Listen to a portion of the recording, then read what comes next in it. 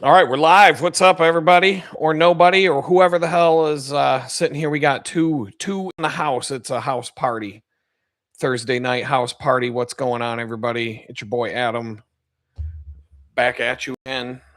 Crazy life as usual. And if you, I'll wait till some people show up because, I don't know. I don't even know what to say when I first jump on here and we're waiting for everybody to show up. It's like waiting for a corporate board meeting. Everybody shows up like 10 minutes after the time. And I don't know. I'm always on time, on the dot. I don't like being late. I hate the only time I want to be late is the club or like a party or like if somebody's having a party, I don't want to be the first one there. I don't like that setting. I don't like this awkwardness of being the first person at the party. Um, especially like, like a low key, I don't know, just if there's an event, it's going to be like a crowd at a bar or whatever, I don't know what you call it, but a gathering, a fun gathering. I don't want to be the first one there. Concert, band, something like, I could be early for that, but just in general, like I don't show up at the bar until like 10 o'clock is the earliest I want to go to the bars because, ain't nothing going on at 8 except for money coming out of my wallet and alcohol going down the hole and making my night worse than it probably would be if I would have just got a later start. So we'll just leave it there. What's going on? Blue sky. Good to see you as usual. And I do have a topic. We talked about this last week, what we would talk about today. And I was sitting there today, late as usual, putting up the reminder for the live stream, the little thumbnail and all that YouTube has you do before you do it. So that might have an impact how many people show up because, it doesn't give you enough time to get the notice. I got to get better at that. I got to start like jamming that out a week in advance. I was on top of my game for a bit, but I am it's not burned out. It's busy and it's like I'll get into the details of it, but there's just a lot of spiritual stuff going on that aside from and busyness, just being busy bees. And it's just catching up to me sometimes where I got to start using Grok or the AI bot to help me manage my schedule because I don't have a personal assistant that can help me with all this. So I need to use what I got, have the robot do it, figure it out, figure out how I'm supposed to get all this stuff done. Grok, you tell me where to be, when, who to talk to, how long this, how long for that, whatever. What do you do here? What do you do there? I don't know until I can afford a personal assistant. Um, there's a lot of things I would need to afford before a personal assistant. So, we're already digging in. We got a couple people, 4 people. It's going back and forth. I don't know what the number truly means. So let's queue up everybody's favorite. This is a good place to start for today's stream. The book, the only book I read anymore. Like I've said many times, I read 250 books in a short span of time when I was in prison. And I've got people telling me, you got to read this book, you got to read that book. I'm booked out. I'm totally booked. I'm done. Like I have no desire to sit and read a book right now. I'm not since the day I came home. I thought I did. I was in the middle of a really good book. Ken Follett, the Kingsbridge series. I read the first 3 books. I thought that's all there was. Found out there was another one. Got my hands on it when I was in prison. I traded a bag of granola for the book. So I own it. I have it. I got to bring it home with me. But that's how it rolls in prison. You trade for everything you need. So I had a bag of granola. You got a book I want. Let's make a deal. So I had this book, I'm halfway through it. I get home, I put it away, and I'm like, I've never picked it up since. In fact, I would probably have to start the book completely over in order to figure out in order to figure it out. Um, so once again, before we dig in, if I'm playing around with settings and messing around with my computer all the time, so if anything's just jacked, if the sound is bad, if the video, any glitches, you get the little spinning beach ball on the screen and it freezes, you know what to do. You always jump in the chat and let me know. So, but this is the book. This is the only book I read, and the only reason I read it is because you only got to read one page at a time, and I don't read it every day. I didn't read it at all this week that I can remember until today, because when I'm looking for stuff to talk about here on the show today, even though I have a topic we decided on last week, I was like, hey, what's Jesus got to say to me today? And this is what he had to say. Softly, I announce news of radiance. Tap gently at your consciousness, seeking entrance. Though I have all power in heaven and earth, I am infinitely tender with you. The weaker you are, the more gently I approach you. Let your weakness be a door to my presence. Whenever you feel inadequate, remember that I am your ever present help. Hope in me, and you will be protected from depression and self pity. Hope is like a golden cord connecting you to heaven. The more you cling to this cord, the more I bear the weight of your burdens. Thus, you are lightened. Heaviness is not of my kingdom. Cling to hope, and my rays of light will reach you through the darkness. And so, these things, they mean something different to everybody who reads this book. I've given copies of this book to more than one person. I love this book. I just, this book got me through some of the worst days of my life, being locked up in a place of despair. And I did make a few really good friends while I was in there, and I met some really good people who just made a mistake. Um, I've talked about that more than once, but this one dude, when I started to get to know him, because we're all like animals. You can smell your own kind, and it's very natural. You start to gravitate towards people who are like minded, and we had a little group going on in the joint of people who were like, we're at the same level, and the same kind of people. We all had successful lives, and we all ended up in this fucking place through some dumbass move, or in some cases you were completely innocent and just found yourself in there because of a crooked, corrupt system that does what they do. And I'm going to try and stay away from that for a minute, because you feel how calm I am right now. You saw what happened last time. I start talking down, I go down that road, game over, game over. The other side of Adam comes flying out. So,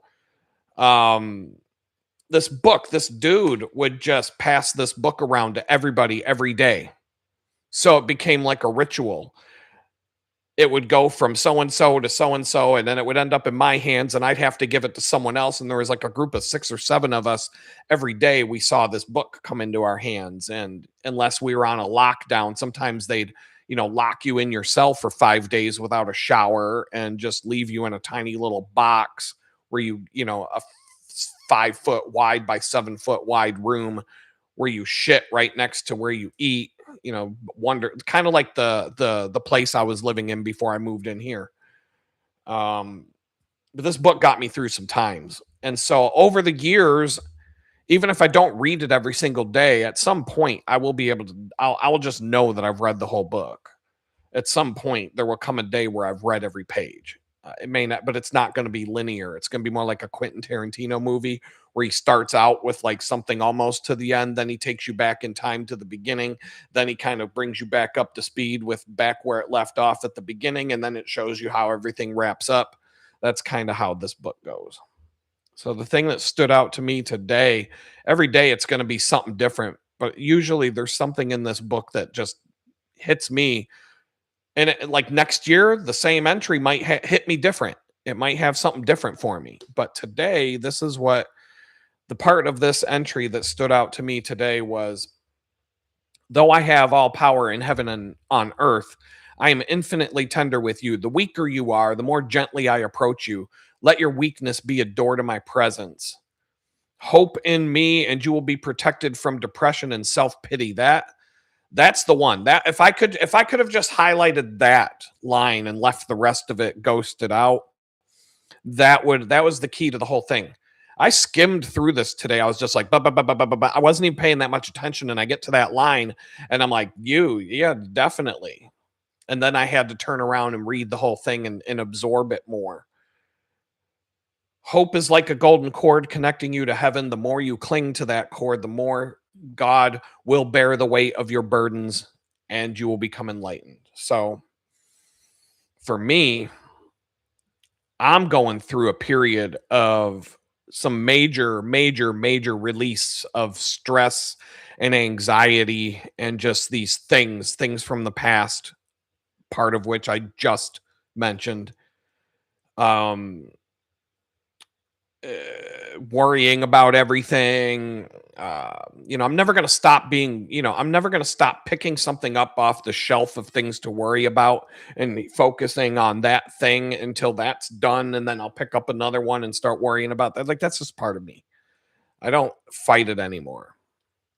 Um, but not fighting it helps it go away faster because I know what it is. I know it's all bullshit and it's just in my head. But man, I have felt this major shift slowly taking place externally and within me for the last month or so. That's inexplainable, other than God Himself. Like the synchronicities in my life right now are like firing on all cylinders everywhere I look, beyond my comprehension right now. I mean, it reminds me of my past. I used to live a pretty charmed life. People used to say that I was, this one girl I used to date, she said I was like one of the most powerful. She was like one of these new age chicks with the, you know, the tarot cards and the, all that crap. But she would just be like, man, you're like the most powerful being I've ever met in my life. And you just materialize things because you say it's so, and this, that, and the other thing. And all that used to happen. And then the door shut when the FBI drove a tank through it. Showed up in my living room and hauled me off to prison. And it took a while for things to kick. I mean, the way things are happening right now, it reminds me of the best times in my life.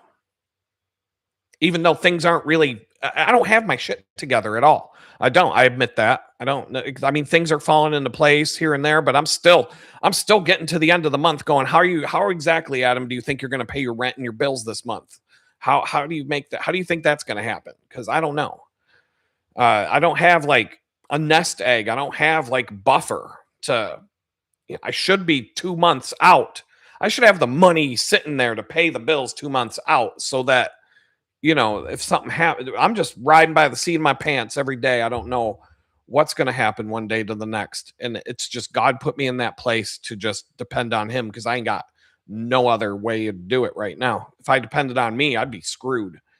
But these synchronicities are just nuts. And there are a lot of doors that are opening, things swirling around in ambiguity and just opportunities galore. A couple of them this week I don't even want to talk about because I just have these doubts that I'll talk about one. There's a job opening at a major company 4 miles away from where I live. Ross, thank you for that. You're doing good, brother. Look what you did in a year. I'm about to say that, like I recognize that fully, and I'm about like I'm getting deeper into that here in a minute. But just like these doubts in my mind, I applied to 600 jobs, not 6 jobs, not 60, 600 jobs when I came out the joint because I was tracking them all. And when I got up to 600 and got nowhere, I stopped giving a shit. I stopped tracking it. I just stopped caring. But when I came to Houston, there was a company, they're 4 miles away from where I live. I could ride the bicycle trail from the back of my house to that job without even having to get on a road, except for the road to the bike trail. It would be about a 6-7 mile ride, I think, total. Actually, 6.66 miles, because that's where I rode the night I had to get my 4,000 mile goal met on New Year's Eve. I rode from my driveway to their driveway, turned around and came back. It was 6.66 miles each direction, the devil's miles. Figured, hey, I needed 10. May as well go 6.66, turn around and come back. It went with the angry death metal playlist that I was biking to, and that music, the angry metal, was what I needed to get my heart rate. My heart rate was banging out 175, 180 the whole ride, a whole 13 miles. And the total was 13, lucky 13, Friday the 13th. Was it Friday? I know it wasn't a Friday, but it was the 13th. It was 13 miles. So I rode to this place and back. Now, when I moved to Houston back in September 2024, they reached out to me. They have a job opening that matches my skills, that matches my experience, everything. I had an interview and I never heard back from them. And so I'm like, someone typed my name into Google and was like, no, but they're still looking to fill that job. This was a year, September, October, November, December, January. We're like a year and 4 months. So 16 months. They've been looking to fill this job for 16 months. And I get asked about it every 6 weeks. I get a recruiter reaching out to me. Hey, there's this job. And I'm like, yeah, oh, tell me about it. And, and I'm like, oh, I only live 4 miles from there. And, oh, let's submit you for this. So somebody, I guarantee you, somebody typed my name into Google, saw what they're going to see, and put me on the blacklist. So I'm black pilled when it comes to this crap and my career being over and all of that. I do not believe I do not believe I will ever get another job doing what I used to do. I'm God can do what he wants. God doesn't need me to pass a background check. God will do whatever the hell he wants to do if he wants me to be somewhere. But I find it ironic. So this company reached out to me this week again. I packaged up my resume, my credentials, my references, everything. Sent it to them. I'm like, it's been 16 months. You want to give a brother a chance? I mean, you want to talk? I mean, it's been 16 fucking months and you've got the perfect candidate that lives right down the street. I could walk there. It would take me about an hour and 20 minutes to walk. You want to talk, or do you want to just you're in the 4th biggest city in the United States and you still can't find anybody to come take this job, and you got the guy with 30 years experience sitting right there. Why don't you get off your ass and make a phone call? Why don't we talk about this? See if we can work out something. I don't know, but whatever. So that's the level of doubt that I have, though. Like I get a job lead now, and I'm just like, there goes my resume. You don't have to call me back. It's like going to the fucking bar trying to meet a girl and you get slapped in the face 50 times. Do you want to go hit on girl number 51, or you just want to go home tonight and fucking play Xbox or something? I don't know. Tired of it. And so I have doubt, but I also know that God just makes things fall out of the sky, and he puts things together in ways that I could have never comprehended. And if you watch my channel, you've been watching this happen over and over and over and over and over and over and over again for a whole year. So why do I still doubt these things? Like, he's given me plenty of evidence that I don't need to doubt it. But I do. I guess that's just what we are as people. That's, we're imperfect beings, and I got, and I've been through some trauma. I've been through some shit. I've been stabbed in the back, stabbed in the heart. My heart, like the Grinch, has a bigger heart than I have. And I'm talking about the Grinch before he went down to the village, stole all the toys, and like had a change of heart and became the good Grinch. No, I'm talking about the Grinch, the evil Grinch, before he went and stole the toys. My heart is there's just like it's just like a cold, dark, black rock somewhere in there. I don't even know if it beats. I don't know how it moves the blood around, but that's what it is. I was like, I got nothing. I've been I've been slam dunked to humbled in one side of the fence, but I have no trust in my fellow humans until well, it's perfect. I didn't even plan this, but started working at this bakery and started meeting all these really good people. And granted, I do have my best friend here in Houston, and his family's been great to me since the day I came here. So that doesn't, it's not, and the people watching this YouTube channel and the people who show up, and I've been surrounded by good people. I've got good clients. My best client right now, the one that saw me on the park bench when I was homeless talking into my YouTube videos, he came up and started a conversation. Well, his dog did it one day. And when I was petting the dog, all of a sudden we ended up bonding, and we're like really good friends now. Just helped him finish writing his first book. And we had a 2-hour discussion today and about what we're doing next. And it's all good. So I've been proven wrong is what I'm saying. I'm working at this bakery. God put me there for a reason, and I didn't get it until I know when I started to figure it out. But this year was especially like the last 6 months, I've been shown very firmly why God put me there, because he put me with all these really awesome people that I think they're the best. And he's proven me wrong about so many things. And that's one of the things that he's used to do that. And so, so that leads to this. It was Monday. I was working at the bakery, and we were all, reminiscing about this horrible, horrible day that we worked on New Year's Eve. It was the worst day I've ever been there. It was worse than Valentine's Day. I called last Valentine's Day the St. Valentine's Day Massacre. That's what I called it. This was worse. This was so bad.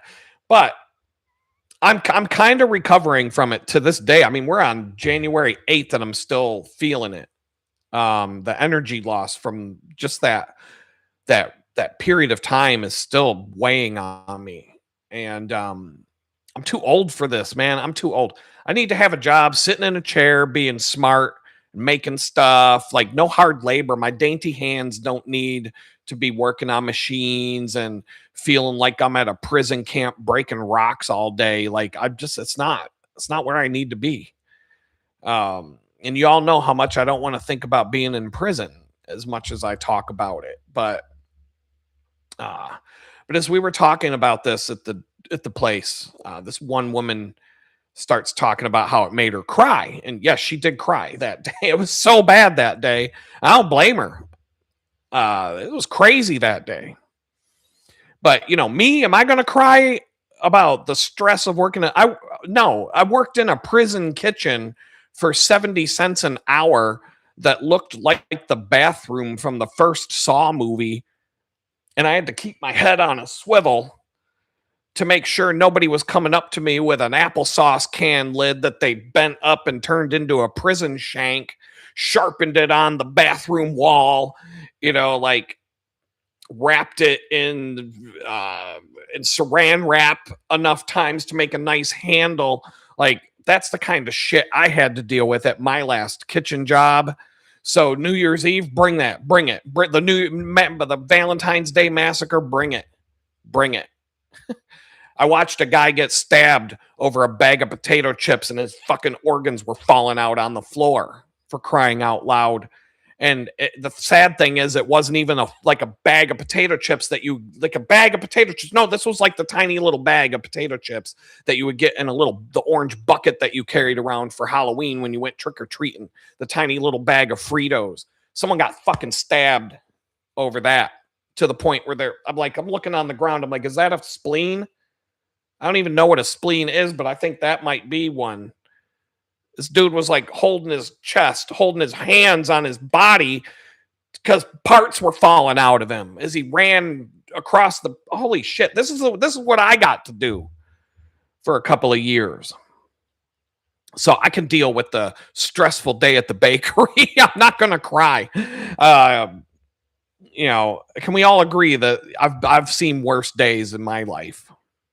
But anyway, this other girl spoke up and said she would have cried too if she was there that day. And then I'm just going to call her my nemesis. I'm just going to call her that for now. She pipes up with this little attitude saying, well, Adam probably wanted to cry. And, because that's what we do. We pick on each other. And I look at her and I'm like, I don't cry.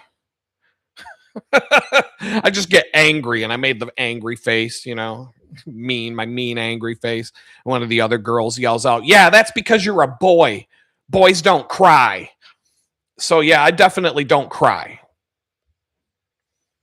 Until the next fucking day. Right after I said I don't cry, the next day. So I'm home and I have this like wild epiphany about something I need to do, a project I need to do, and some other things that are going on in my life and just how it's all coming together and like this thing and that thing and the other thing.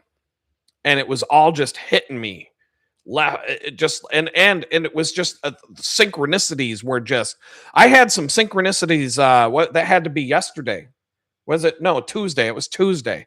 I had synchronicities on Tuesday that were just so wild and outrageous that they would stop me dead in my tracks and I'd have to sit down. I couldn't stand on my feet anymore because it was so like, what the hell was that?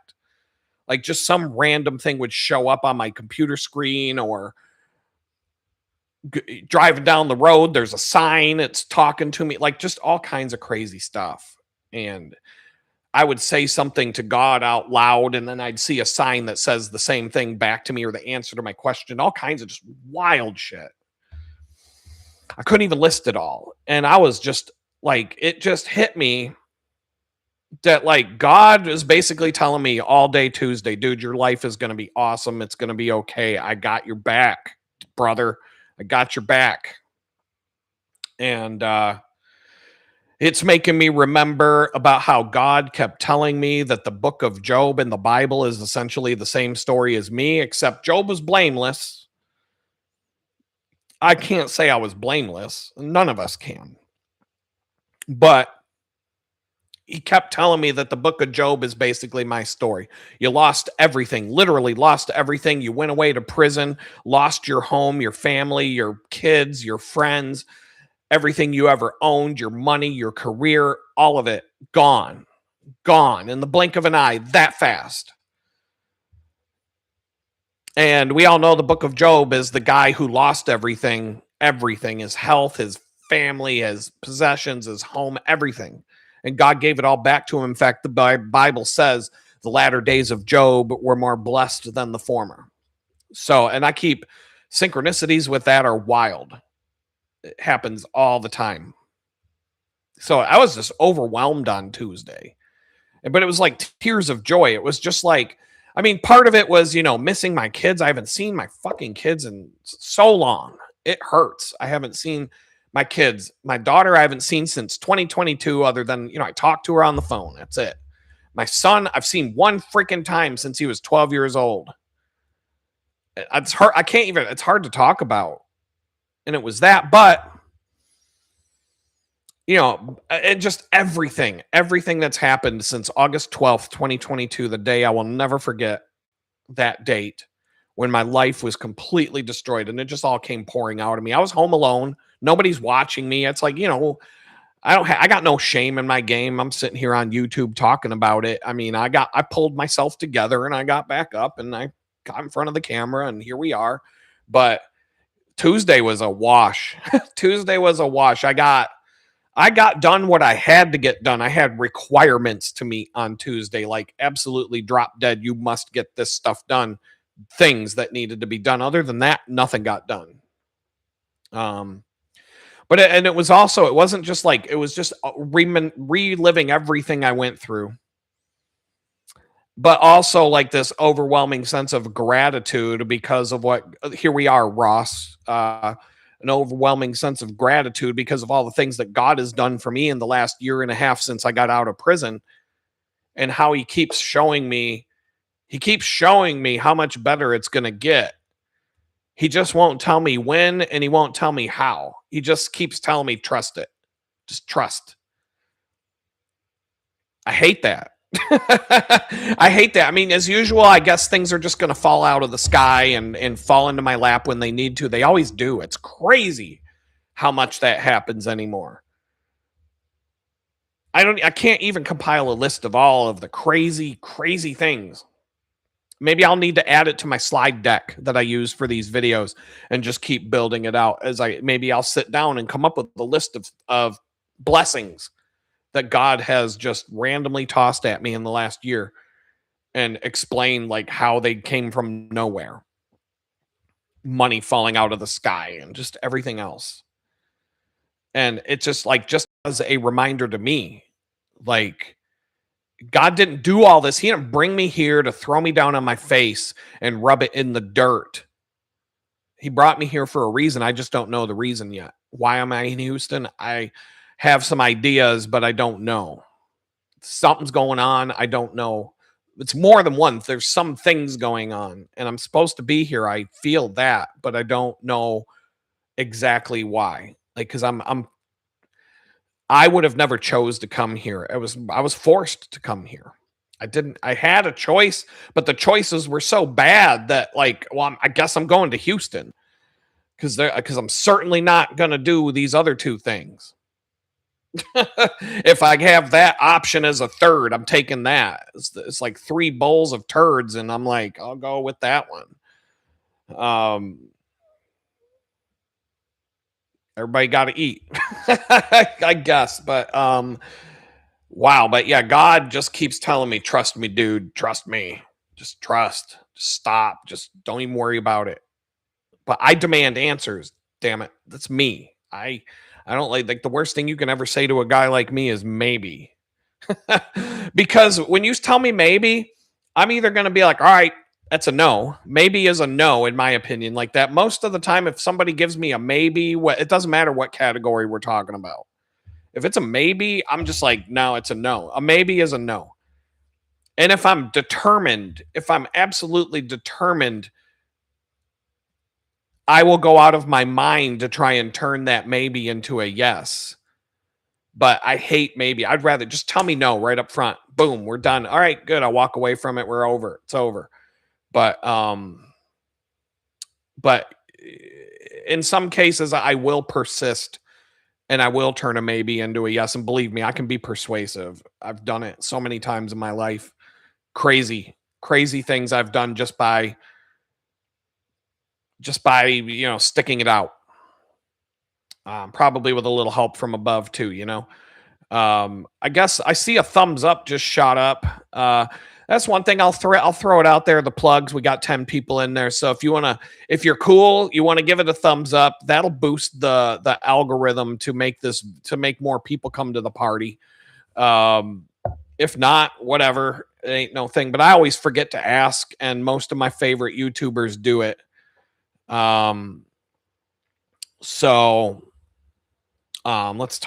see Ross here. My ex-wife and her dad took my company. I was curled up in a ball living in a storage unit, getting mocked and humiliated. Now I'm set. Use your skills and give it 6 years. Yeah. I feel like I'm playing the long game. I'm not playing sometimes I feel like I'm just struggling to get from 1 month to the next, but to be honest, it wasn't that long ago that I was struggling to get from 1 week to the next. And it wasn't that long before that I was literally struggling to survive 1 day to the next. So if I look at it from that perspective, I'm struggling to go 1 month to the next. That's way better than living day by day, survival mode day by day. But yeah, I know things take time to build. Big construction project, for example, they're going to build a stadium, get taxpayers, the Steelers got a stadium that's 10 years old or whatever. And it's like, well, we need the people to buy us a new stadium because it's 10 years old. All these people living in 100-year-old houses that are falling apart, but we got to pay for you fucking rich assholes to get a new stadium. Here we go, Adam, going down the path. But but it takes a long time to build it. Years. So it takes time to do. If you're going to build something with a solid foundation, it's going to take time to get it built. Um, it beats chasing after. I don't chase after the short term solution. I will suffer if it means that the long term is going to pay off better. Um, so yeah, like I was saying, maybe is a bad. Like I don't even accept no for an answer a lot. I'm working with a client right now, and we got into a discussion about that today. And I said, I don't just blindly take orders from you. And it was a friendly conversation. This wasn't like an attitude or anything, because he didn't like something I changed in his book, and I was like, well, I don't like what you put there. That's the ruder version. It wasn't that rude, but we actually went back and forth and had a conversation about it, and we found a way to put what he wanted to say that was way better than what he wanted to do, and it was way better than what I had done. But it was because I don't take orders from people. I don't, you don't bark at me and order, and I'm just going to blindly do it if I don't think it's the right thing to do. But I'm going to try to make something that's better than what both of us want. That's my goal with a client. And so we had that today, and we went back and forth. We used some creative tools, and we even used a little AI to help us. And we were able to figure out exactly how to word this thing that he was trying to say. And we both sat back and said, damn, that's smooth. Perfect.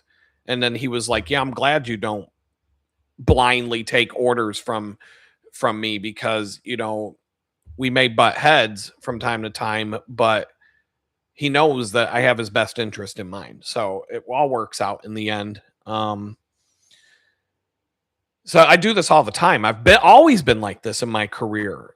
I've never been a yes man. If I disagree with something, a decision, a direction, you can ask anybody at the bakery. I don't take orders from anybody. Nobody barks orders at me. And I mean, yeah, they do.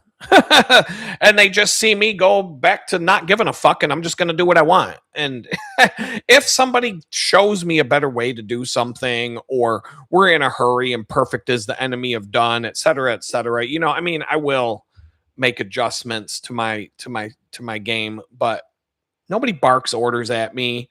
And like, I'm not a yes man. If that's what you want, hire someone else.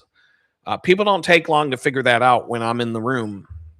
And so that leads right to the topic of the show today, which we're talking about what kind of bird are you? And how does a bird relate to being an aggressive, dominant person that doesn't let people bark orders at them? And we're going to get into that. So I'm going to tell, I always have a story. I'm a storyteller. I always got a story to go with whatever I'm going to talk about. Personal story, something I experienced. And so I don't have notes about this, but I've told the story 1,000 times. So let me get comfortable in my chair. Oh, I forgot coffee. Oh, it's going to be a long night. Anyhow, fading a little bit. I could have used a sip, but I'm not going to break the flow. So I was working at this company like the mid 2000 or like around 2015, 2014, somewhere around there. Software company. And I was a front end web developer. So I was writing code. This was the last job where I was a software programmer and not a designer. And for what that's worth, it actually relates to the story. So we had a major software release coming up that night. We all had to have our code checked in. This thing had to go live, hell or high water, at midnight. And we were scrambling, and these are major releases. And at the company, it was like, each release had a code name, and so the releases were based on a letter system, A, B, C, D, E, F, G, etc. But each code word for the release, the project, Project X, we named them after alcoholic drinks. So it could have been like it could have been the Tom Collins release. It could have been the old fashioned release. It could have been the vodka and cranberry release. It could have been um, the martini release. Whatever it was, there would have been the stronger the drink, the better, because after the tradition at the company was after we launch the release and it ships and it goes live and we get done with the panic attacks that people have with bug fixes and all that crap, we have a big party where we get drunk off of the drink that the release was named after. And so that's how we roll. That's the kind of places I've worked in my career. So anyway, that's what we would do. So it's the day before this, and this is one of the biggest releases this company has ever put out. And the most stressful release we've ever worked on. It was insane. And we were scrambling at the last minute, just trying to get things to work, and things weren't coming together. And it was a nightmare. And so this thing had to go live midnight, Wednesday night. And it's Wednesday during the day. And I'm having a panic attack, and I'm telling all my friends on social media or, on my instant messengers and whatnot. I'm like, yeah, these fucking idiots think that I'm going to be staying at work after 5 o'clock today, but they got another thing coming because this release, they made the entire development team, me and all the other programmers and everybody the testers, everybody had to go to this meeting for 4 to 6 hours out of our 8-hour day to go sit in a conference room and find out what kind of bird we are. And so you can imagine that I was a little bit pissed off. That day. And I made it known. I was very, very loud about it. I'm like sitting there. I'm like, well, I hope you don't think I'm staying after 5, because I would have enough time to do this fucking release that you want us to get done tonight. The most important release in the company's history. But you decided that it was better for me to sit in this fucking meeting for 6 hours to figure out what kind of fucking bird I am. So if that's the kind of bird-brained bullshit that you want to come up with today for me to do, then don't expect me to stay after 5 and get your shit done. I'm going home. I got shit to do. I got a life. I'm going on a fucking hike. I'm going to enjoy my life. So whatever the fuck I get done before 5, that's great. After 5, I'm out, bitches. If you want to cancel the bird meeting, how about we cancel the bird meeting and do this like maybe next Tuesday?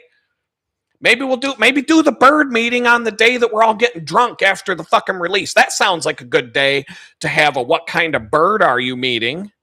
Not this fucking day where we're launching this fucking major release with thousands of lines of code and all these people stressed out. And I was the only one but I was a dick about it. I was like, this is fucking bullshit. This bird-brained, retarded ass bullshit that you're making me do. Fuck you if you think I'm going to go along with this. And whatever, dude, fine. I'll sit here and fucking do it. I'm not writing a line of code while I sit in this dumb shit. And I was mad. So think about what kind of bird I might be based on what I just told you. And so it gets even worse. This story gets even crazier. We get out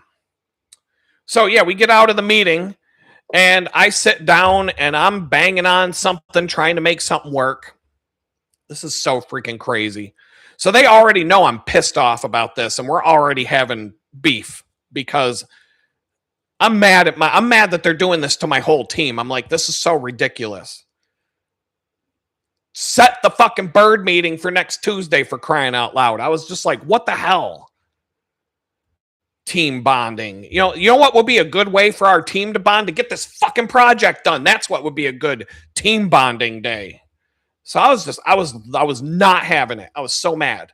I wasn't the only one, but I was the one who was the most vocal about it. And so anyway, the bird meeting's over, and we're just like, fuck, I got like an hour left. And there's a bug where when you log into the platform, it gives you a message. It says, welcome Adam Bees, welcome John Smith, whatever. The main headline on the app when you log in, it's supposed to say welcome, comma, first name, last name. For some reason, it wasn't pulling in the first name and the last name. And I couldn't figure out what the hell's going on. Over and over and over, I'm writing this line of code, that line of code, check this, check that. So finally, I'm like, is there something wrong with the template itself or the web browser cache or something like that where something is stuck in memory to where, is this a database connectivity problem? Is it not getting the information from the database to display and that's why it's blank? Or is it a template problem where there's something going on with a cache somewhere that needs to be cleaned out? So I hard coded the word.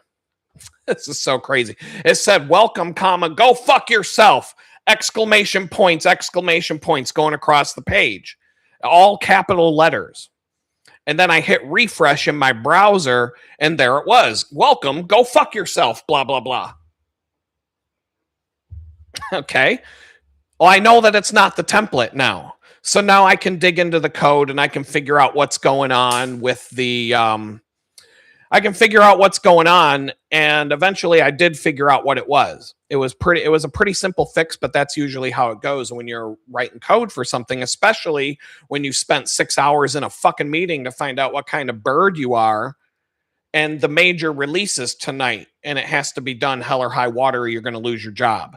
So I was like, but because they made me sit in the bird meeting for 6 hours, I was like, you're not getting a fucking minute of extra time out of me after 5 o'clock today. If I had spent all day until 5 o'clock and we still weren't ready to release, guess what? I would have stayed. I would have gone down, grabbed a bite to eat. I would have come back, got a big thing of coffee. All right, let's rock, everybody. Let's get this done. But no, you made me sit in a meeting for 6 hours to find out what kind of bird I am. And now you expect me to get this thing done. I'm going home at 5. So fuck you. So I did figure it out. I figured out what was causing the first name and the last name not to show up. And I checked in my code, and Rob's like, all right, I'm out. Good luck, everybody. I'm going home. The eagle has landed. I'm out. So, fly, I want a bird. I'm like, I'm making fun of it all day. I'm like, I'm going out the door. I'm like, I'm like a bird. I want to fly away. You don't know where my soul is. You don't know where my heart is. I'm like a bird. I want to fly away. All day long. I'm like, so I'm like, yeah, somebody's like, what do you want to hear? What music you want to hear? I'm like, free bird. Free bird. All day long. I'm just making bird jokes because I'm so pissed about this. So anyway, I go home. It doesn't follow me home. I'm on the train on the way into work the next day. One of my friends, good friend at this job, he also rides the train. We start talking. We're talking side by side, having this big, long conversation about guns and the Second Amendment and, you know, Democrats and, you know, all that kind of stuff. Because he was on my team. And anyway, I'm not going to say anymore, but we're walking. We go into the office. And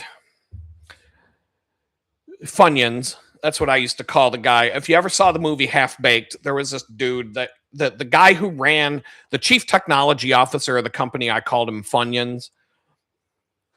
If you don't, you either know or you don't know. So anyway, Funyuns looks up at me and it's quiet. We're walking in. Me and my boy are walking in and we're laughing and we're having a good time and we're rolling over, just laughing and carrying on. Like, you know, everything's great. It's a little bit somber in the office that morning. And I didn't even notice it because I was just like, whatever, I don't care. I just, you know, I'm free as a bird now. You know, I'm living it. And Funyuns looks up from his desk and he's like, you know what? Go fuck yourself. And I'm like, oh, good morning to you too. And he's like, no, Adam. He takes his monitor and he flips it around and he's like, go fuck yourself. So Turns out that line of code that I wrote to test whether the template was working or not,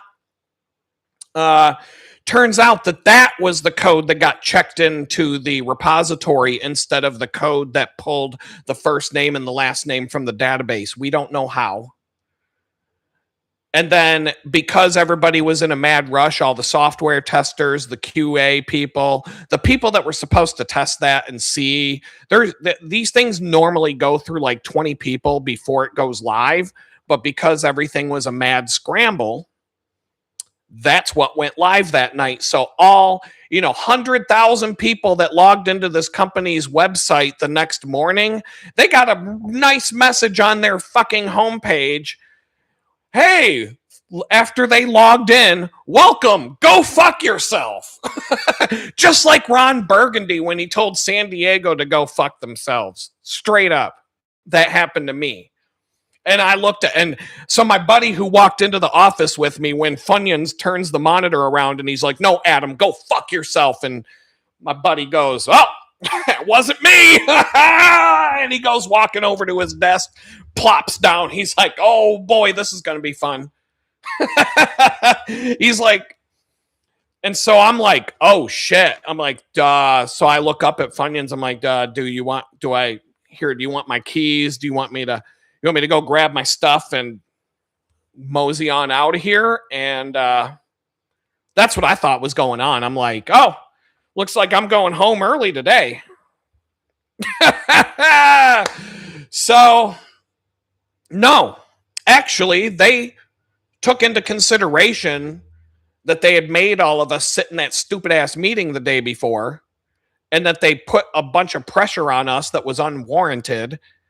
And combined with the fact that, yeah, Adam shouldn't have put go fuck yourself as the test message on the website, but that wasn't supposed to be seen by anybody but me. It just somehow magically got committed to the repository instead of the proper code that worked. I have no idea how, to be honest. I have no idea. I can't retrace my steps on that one. But I could have just said, like, first name, last name as a test instead of go fuck yourself, exclamation point, going across the screen. But I was mad. And that was just my way of venting. I'm like, fuck this thing. I'm like, I tested it like 8 times. It wasn't working. Every time I refresh my web browser, the names aren't there. And I'm like, oh, go fuck yourself. And I hit refresh and then okay, well, go fuck yourself showed up. All right, well, I'll delete that and see. It's got to be a problem with the database. And then I figured out what it was. Then it was showing first name, last name, John Smith, Bill Barr, Adam Bees, whatever, whoever the name was. And so I'm like, my work here is done. I'm going home. And then I walked into that mess the next day. So, yeah. Needless to say, I kind of hung out by myself that day, off in the corner, looking around. Like, I started backing up on my stuff. Like, I'm gonna need this for my portfolio. I'm gonna need that. I'll make sure my workstation is clear. Any personal stuff that may or may not be on this Mac, I need to make sure that's gone. Like, I'm packing my bags. I'm getting ready to go. This is game over. They pull me into a conference room. They got the fucking CEO on Zoom because he was in Boston. I'm in Pittsburgh. They got like this whole group of people surrounding me. I'm like, oh, fuck. Oh, God, what's going to happen? And they were like, yeah, Adam, okay, yeah. They acknowledged the fact that it was kind of dumb. But they also acknowledged the fact that they put everybody through hell on that, and it was a bad decision to waste 6 hours sitting in a meeting to find out what kind of bird we are, and that they also acknowledged the fact that should have went through 25 different people's hands before. Like 25 people had to sign off on something, check a box and hit fine before that would even be in a place where it could become the live website. There's checks and balances and gates and it goes to here and then it has to get approved by somebody. So people were just blindly checking it off that it was done without even looking at it because everybody was in a mad rush to get this thing out the door at midnight. And so nobody even looked at it. Like literally nobody looked at it because it was the very first thing that you would see when you log into this website. Username, password, submit, welcome, comma, go fuck yourself. They had to take the website down. They had to take the whole thing down. And this company was like 12 to 15 years old. And in their company history, their website had never been taken down. Their most downtime they'd ever had would be like 30 seconds. So now the website had to go down for like 3 hours that morning because this was a big mess, a fucking bowl of spaghetti to dig through, because the bug had to be fixed, which meant they had to find my code where it was working properly, merge that one back in, and then go through the 25 steps to get that version back up online. Then it had to be tested. Then all of the redundant clusters, the servers, the load balancing servers across the world all had to catch up to it. And we had to make sure, double sure, triple sure, we had to check every fucking web server in the world to make sure everything was updated with the most recent one, so that the next time a customer logs in, they're going to see their name instead of go fuck yourself. And they had thousands of people log into that platform that were welcomed to they woke up their day, they logged into their platform and were welcomed with, hey, good morning, go fuck yourself. Thanks to me. But I didn't lose my job. They didn't fire me for that. They kept me. They apologized. I mean, we all said we were sorry. We shook hands. It made everybody look bad. It wasn't just me. The CEO was like, I mean, they all acknowledged that it wasn't just me. If it wasn't go fuck yourself, it would have been welcome first name, last name, or some other test, or it would have been blank with nobody's name, which that would have been okay. Welcome, comma. I mean, that could have been, they wouldn't have had to shut down the platform to fix that. But when it's welcome, go fuck yourself. Go fuck yourself, San Diego. I'm Ron Burgundy. I'm out. Right? That was a beast. But it was all because, so that's the story of how I found out what kind of bird I am. And so now we can get into this. So yeah, this company, I guess there's this company, they got this whole personality test program or whatever to see, what kind of bird you are. And that's the story of how I found out. And the crazy thing about this is, ever since the bird meeting from hell, ever since, this was 2015, I remember, because my mom passed away about 3 weeks after the bird meeting. I was not in a good place when the bird meeting took place. So, bear with me. My mom was on her way out. Like, there was some shit going on aside from the job. I was not in the best frame of mind.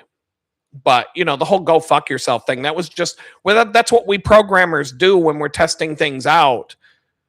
It could have said, go eat a dick. It could have said anything. Welcome, go eat a dick. Thanks for logging in. Go fuck yourself, So anyway, the thing about this bird meeting, even though I made fun of it, I'm singing bird songs. The bird, the bird is a word. The bird, the bird is a word. All day long. I'm just like, I'm looking up Spotify. Give me 20 songs about birds so I can just walk around the office singing songs about birds all day. So they were already mad at me because I was so mad about the bird meeting. But the whole, welcome, go fuck yourself, that was the icing. That was the icing on the cake for me. But I didn't lose my job. That's how good I am. That's how good I am at what I do. I told 1,000 people that morning to go fuck themselves, loud and clear on their computer screens, first thing in the morning. And I still have my job at 5 o'clock. So that just tells you how good I am at what I do. And I guarantee you, I've never done that since. By the way, I've never put something on a screen like that. Every programmer out there will tell you that they've done the same thing. They've had an embarrassing moment because something popped up on the screen in front of a client, or in this, or 10,000 people saw something crazy or whatever. It's like that guy at CNN. There was that reporter at CNN who got caught jerking off during the Zoom meeting because he didn't turn his fucking camera off, and they saw him like with his fucking hand in his crotch beating one out and he still had his fucking job at the end of the day. So he must have been good at his job too. But anyway, the birds. So you've got 4. So the thing about the birds is that I have used this every single time I meet a new person. Everybody at the bakery, I know what kind of bird they all are. If they're watching, I can tell you what kind of bird you are. Everybody I've ever worked with, everybody I've ever met, every ex-girlfriend I've had, every friend of mine, my kids, I can tell you what bird you are. It's very easy. I'm going to tell you how to do it. And it's useful because it gives you information on when you know what kind of bird somebody is, then you know like 50 different things about that person without having to know that person. As soon as you figure out what kind of bird they are, usually takes me about 30 seconds, sometimes a couple of minutes. Within a minute or two, I can figure out what kind of bird you are. I can figure it out in less than 5 minutes. I could meet a girl on Tinder and never even talk to her, just type back and forth. I know what kind of bird she is within like 5 or 6 text messages. It's very easy to figure out what kind of bird people are. So you've got 4. You can look at the birds on the screen in front of you right now, and you already have an idea of what each bird represents. That's why they did this. That's why they have a system to figure out somebody's personality based on these birds. And so, this was the first slide that the guy showed us in the bird meeting. And I'm like, oh, DICS, dicks. Yeah, you guys are a bunch of fucking dicks for making me sit in this fucking bird brain meeting today. I'll tell you that. I was not having it that day. So yeah, dicks. Bunch of dicks made me sit in a meeting about what kind of bird I am when we've got the biggest software release that we've had in the company's history due at midnight tonight. And I'm going to be in this meeting for 6 hours today. 6 out of my 8 hours to find out what kind of fucking bird I am. So I'm reliving it, man. I'm reliving it. Lag? Are you guys getting the freaking wheel of death? You're going to have to let me know. I can fix it if you are. I'm going to check my internet connection just real quick and see. Whoops. Yeah, what am I getting here?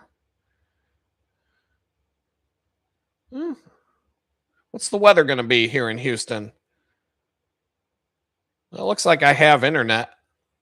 So, let me know in the chat before I dig deep, because if you're all getting the spinning beach ball, I'll reconnect to the stream. I guess I'm just gonna. If you're getting the spinning beach ball, let me know. This is the fun of a live stream. You never know when YouTube's gonna choke. I'm not seeing anything show up in the chat, so there's 9 people, it says. So I don't know. There's the only way I'm gonna know is if someone tells me, okay, it's okay for Blue Sky. So that's all I needed to know. Screen share. We're back. So we've got these 4 kinds of birds: the eagle, the parrot, the owl, and the dove. And every person that you ever meet will be one of these 4 birds. The letters stand for dominant, the eagle, obviously, the eagle. Conscientious is the owl. Interactive is the parrot. And supportive is the word that they use for the dove. And so I'm going to bounce around to these different slides. Where the hell is... hold on. I guess I'm just going to have to do that. So these slides were supposed to be all together. They're not. But anyway, so each one of these birds has characteristics. So when you meet somebody, they're going to fit into a category. Now, I was hanging out with a bunch of programmers, nerds, geeks, code people. Imagine what bird, like if you had to take a wild guess as to which bird a bunch of software programmers would be, what bird would you assume they are? The owl. Conscientious is, but the owl is accurate. The owl is smart. Nerds are typically an owl. People who program, people who write code, mathematicians. Accurate, precise, detailed, analytical, logical, systematic, compliant, courteous, diplomatic, detailed, fact finder, deep thinker, objective, organized. And on the negative, some of the negative traits that they might have, they're probably picky, overly suspicious, critical. They're probably inflexible. I can tell you that for a fact because I, work with a lot of programmers. It's hard to get them to do things, especially if they don't. It's like I was just saying, if they don't want to, they won't. So that's the owl. The dove. The dove. What is the dove? The dove is the bird of peace, right? Tranquil, understanding, friendly, a good listener, patient, relaxed, sincere, stable, harmonious, helpful, a listener, someone who's steady, team player, the peacemaker. That's the big one for me. They're a peacemaker. They're usually open-minded, submissive. That's a word that could be used in the negative side, but a submissive, clingy, people who don't stand up for themselves, people who don't speak up when they have something on their mind, but they keep it to themselves. A follower, somebody, doves, every dove I've ever known, they don't like to make decisions. They don't want to lead. They just want to be told what to do, and they're fine with that. In fact, that's what they live for. I mean, I'm not talking about like 50 Shades of Grey where some guy's beating the crap out of a girl with a whip and some chains and got her handcuffed to the bed and she's like, give me more, daddy. No, I mean like the submissive dove, it could be more subtle. It could be in the office. It could be someone who just goes and does whatever you tell them to do. He or she, it's usually a she, but they'll go and do whatever it is that they're told to do and try to do a good job. But they're not going to like try to lead anything. They're going to support a secretary, right? It's the CEO is usually the parrot or the eagle or a combination of both. We'll get into that in a minute. The secretary is usually the dove. Usually, not always. The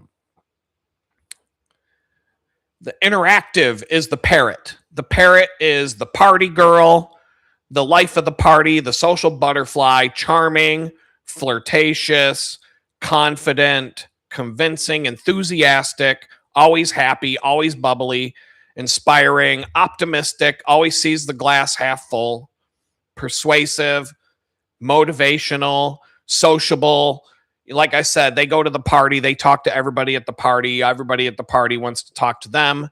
They trust people easier, talkative, they don't stop talking, creative. They're usually fast-paced, attention-seeking. The flirty girl on OnlyFans is probably a parrot. She might be a little bit of an eagle, boss bitch, but the attention seeking, but that could be one of the negative aspects too. Attention seeking, poor listener. My client's a parrot. He talks and talks and talks and talks and talks, and I finally have to like force my way in to say something. I'm like, you got to just pause and listen for a minute. But I know this. I know the guy. I knew within 10 seconds the guy was a parrot. So I knew that's what I would have. I knew every time we talk, I'm going to have to like be forceful and get my point across because he's going to talk. And he doesn't let people in to the conversation a lot of times because parrots do that all the time. Impractical, careless. They talk a big game. They want to do all these things, but they don't take steps to make it happen, et cetera, et cetera. Parrots. Now, the one thing I'm going to say about all four of the birds, there's no wrong bird to be. That's the point. everybody fits into these categories, but none of them are wrong. They have positive and negative aspects. And if you're building a team with people, the goal is to have all of these on your team because they all bring something to the team. And if you have a team that is well rounded with all of these different personality types, then you're gonna do better work together than if everybody on the team is a fucking eagle. You're gonna have a miserable time. It's gonna be a shitty place to work. It's gonna be cutthroat because the eagle, the dominant one, is decisive, confident, competitive, independent, daring, direct, innovative, persistent, adventurous, the problem solver, results oriented, bottom line, takes charge. But then the negative aspects are they're arrogant, bossy, they don't take direction, they can be ruthless and they can be cutthroat. And so there you have it. I mean, if you've been watching these videos for a while, or even if you just listen to my shitty attitude while I'm talking today, you know which bird I am. It was like everybody falls into at the bird meeting. We all knew what bird we were, like right away. We're all looking at each other around the room, and I'm like, "Oh, you're a dove." There was 2 eagles in the whole company, me and Funyuns. There was another dude, I think he was an eagle too. And so now here's the thing with these birds that's even more interesting I'm going to go back to this chart because there's a really good reason why these things are laid out the way they are in a grid like this, where they're opposite corners of each other. So every person that you meet, like John S. says he's 70% dove, 30% owl. Okay, that's a good point because typically sometimes you get people that are just hardcore one of these 4 birds. Bam. Everybody you meet, you can put them in the block. You know which bird they are. But people will also have characteristics of other birds. And so I'm an eagle. I'm an eagle. Fly like an eagle, let your spirit carry me. All those songs, I sang them all. Every fucking song about birds, I sang that day at work. I want to fly like an eagle. I just gotten done seeing Steve Miller Band in concert before that stupid meeting, so I had that song in my head already. So the dominant bird, the eagle, now I have other characteristics of these other birds.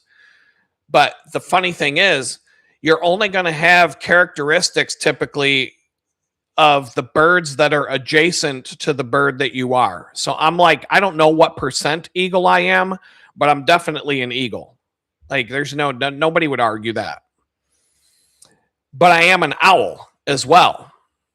And I am a parrot as well. And so I'm going to dig into that because I can talk about myself because I know where I am. So yeah, the eagle, I'm decisive. I don't fuck around. I make a decision. If I have a decision to make, I make it.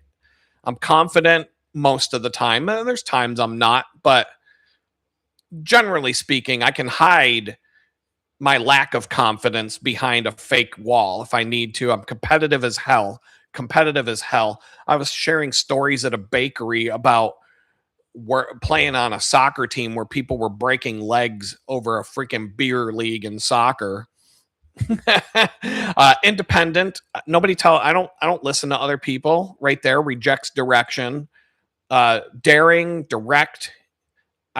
Adventurous. I've been on many adventures in my life. I would pack up a Jeep on a Tuesday without any idea where I'm going, take nothing but back roads, end up in Key West 4 days later. I don't know. Where am I going? I don't know. Where are you sleeping tonight? I don't know. Don't care. We'll figure it out when we get there. Problem solver. You already heard me. If I get a maybe for an answer, I got to try and figure out how to fix the problem.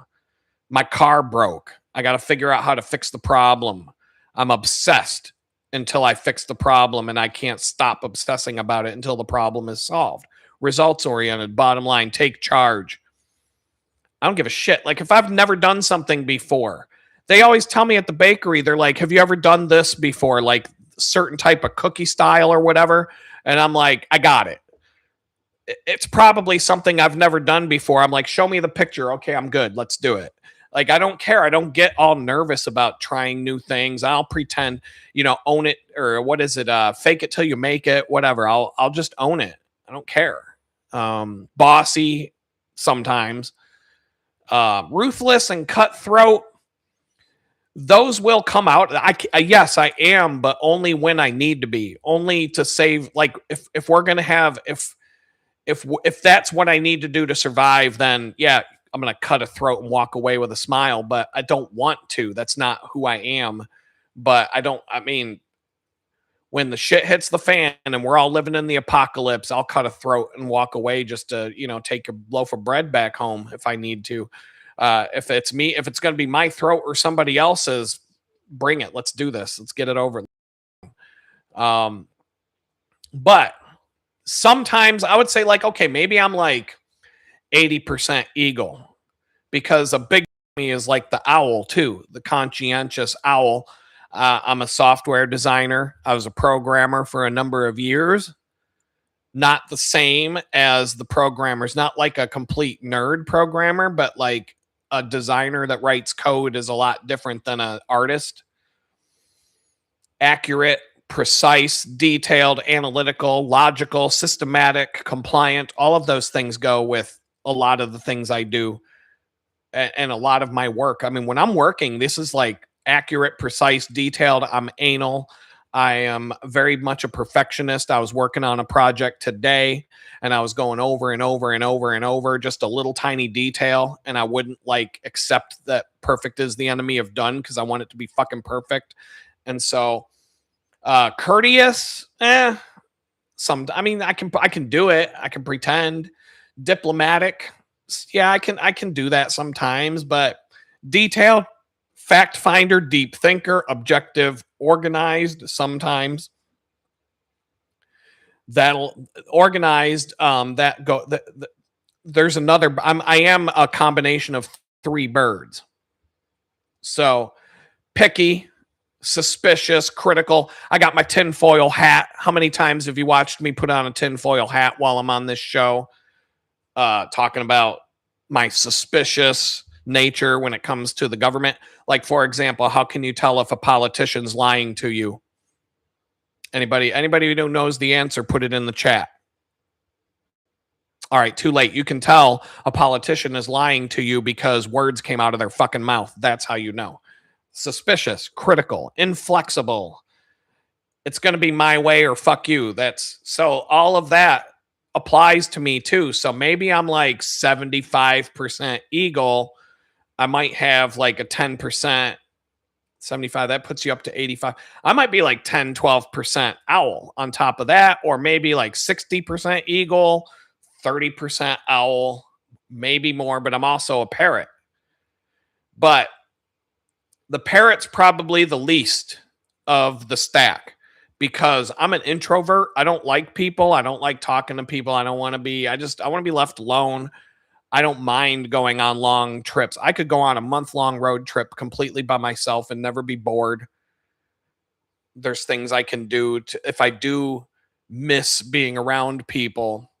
There's things I can do to keep my head out of that space. I don't have a problem. Like a parrot, a true parrot could never go on a trip by themselves and enjoy going on a road trip alone. The parrot could never do that. I can do that all day. The owl can do that. The eagle can do that. The parrot, no. The parrot always has to have people with them. They always have to be involved with other people. The parrot is charming. Like the fact that I'm sitting on a YouTube channel talking to all of you, and I've been doing it since the day I got homeless, and I like to joke around with you guys and have a good time. There is a part of me that's a parrot. Charming. I'm not charming. I can't. I probably have a little bit of a charm here and there. Confident. Once again, confidence goes with the eagle and the parrot. But the difference is the parrot's the life of the party. The eagle is just the leader. The leader can be silent. The leader doesn't have to be loud and obnoxious. The parrot is the party animal, the one wearing the fucking the one blowing the horn and and having the fucking court jester hat running around the bar on St. Patty's Day. You know what I'm saying?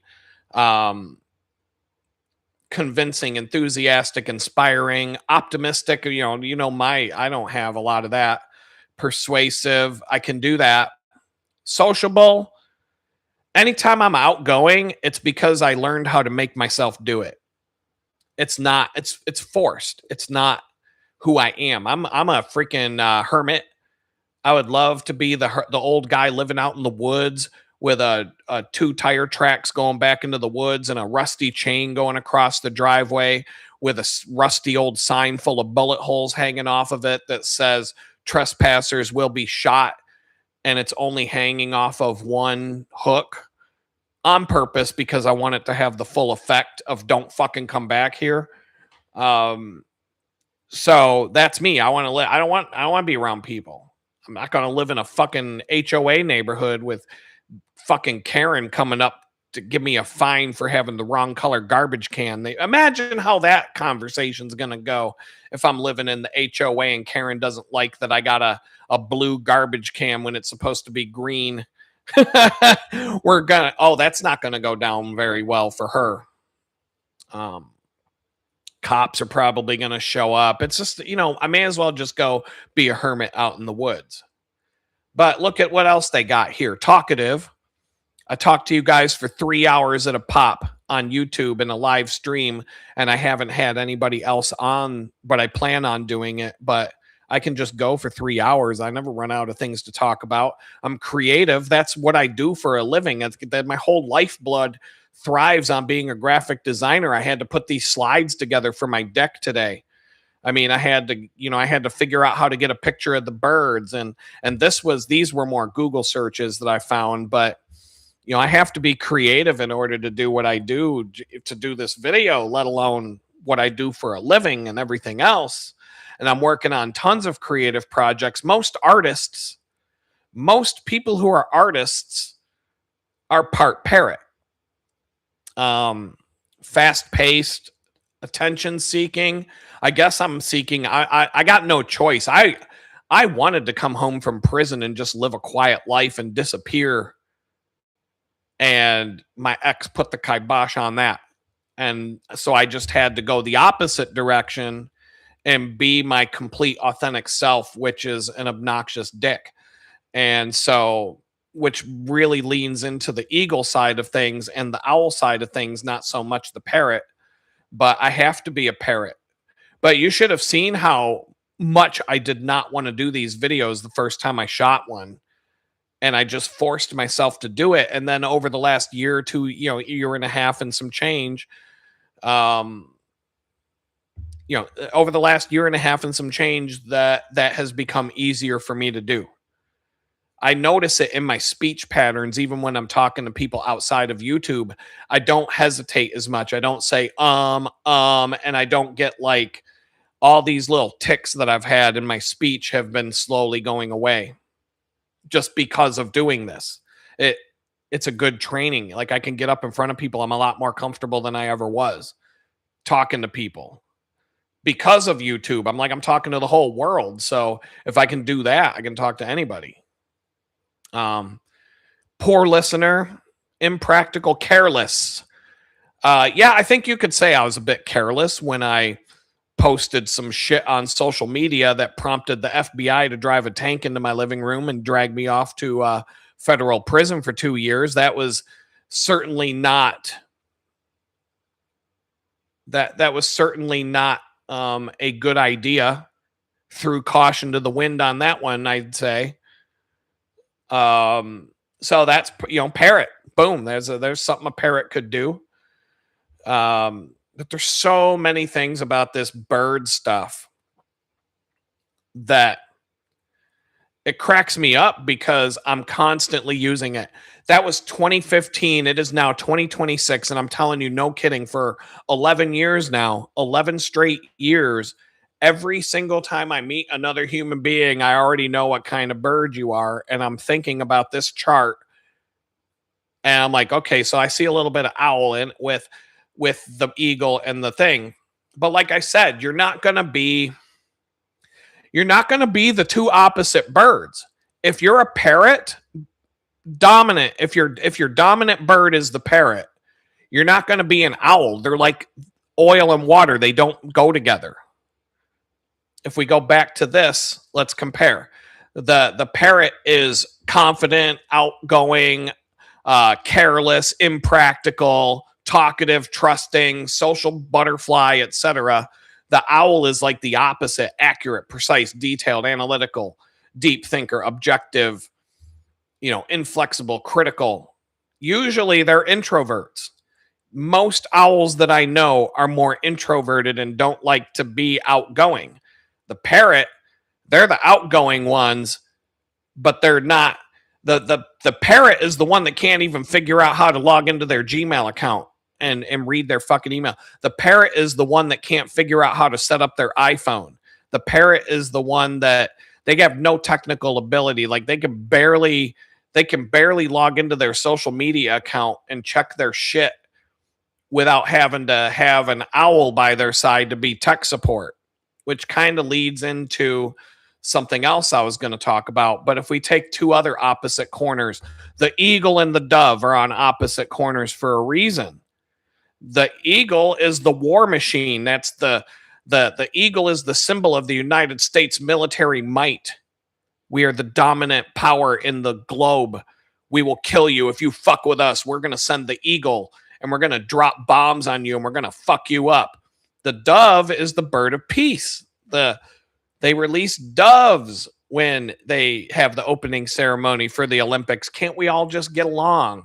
Peaceful like the dove. They're not the same. You can't be both. They're the opposite.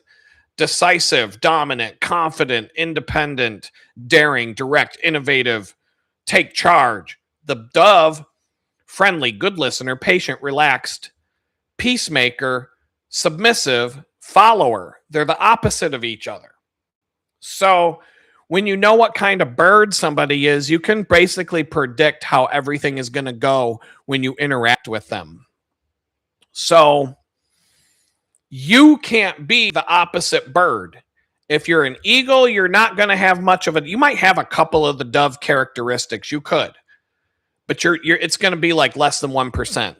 If you're looking at this list, do I have any dove characteristics? I'm not patient. I'm not understanding. I can be friendly, but I'm not, like, I don't want to be. Good listener. I don't give a shit.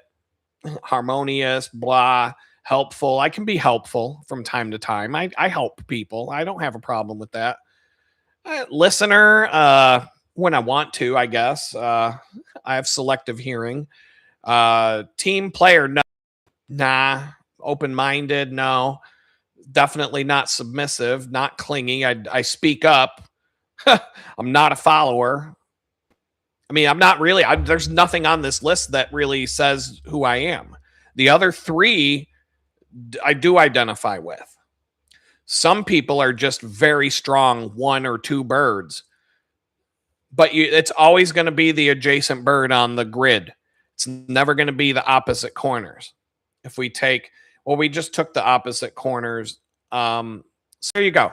So then, as part of this bird brain meeting, like I was talking about on some of the other shows, how I'll go back to this for a minute. So I was talking about on recent shows how I've got a client who's basically, now my client that I was talking about, he's a parrot and an eagle. Parrot 100%. Like, or he's that's where he is on the grid. But he's a business owner. He's been running his own shit for years.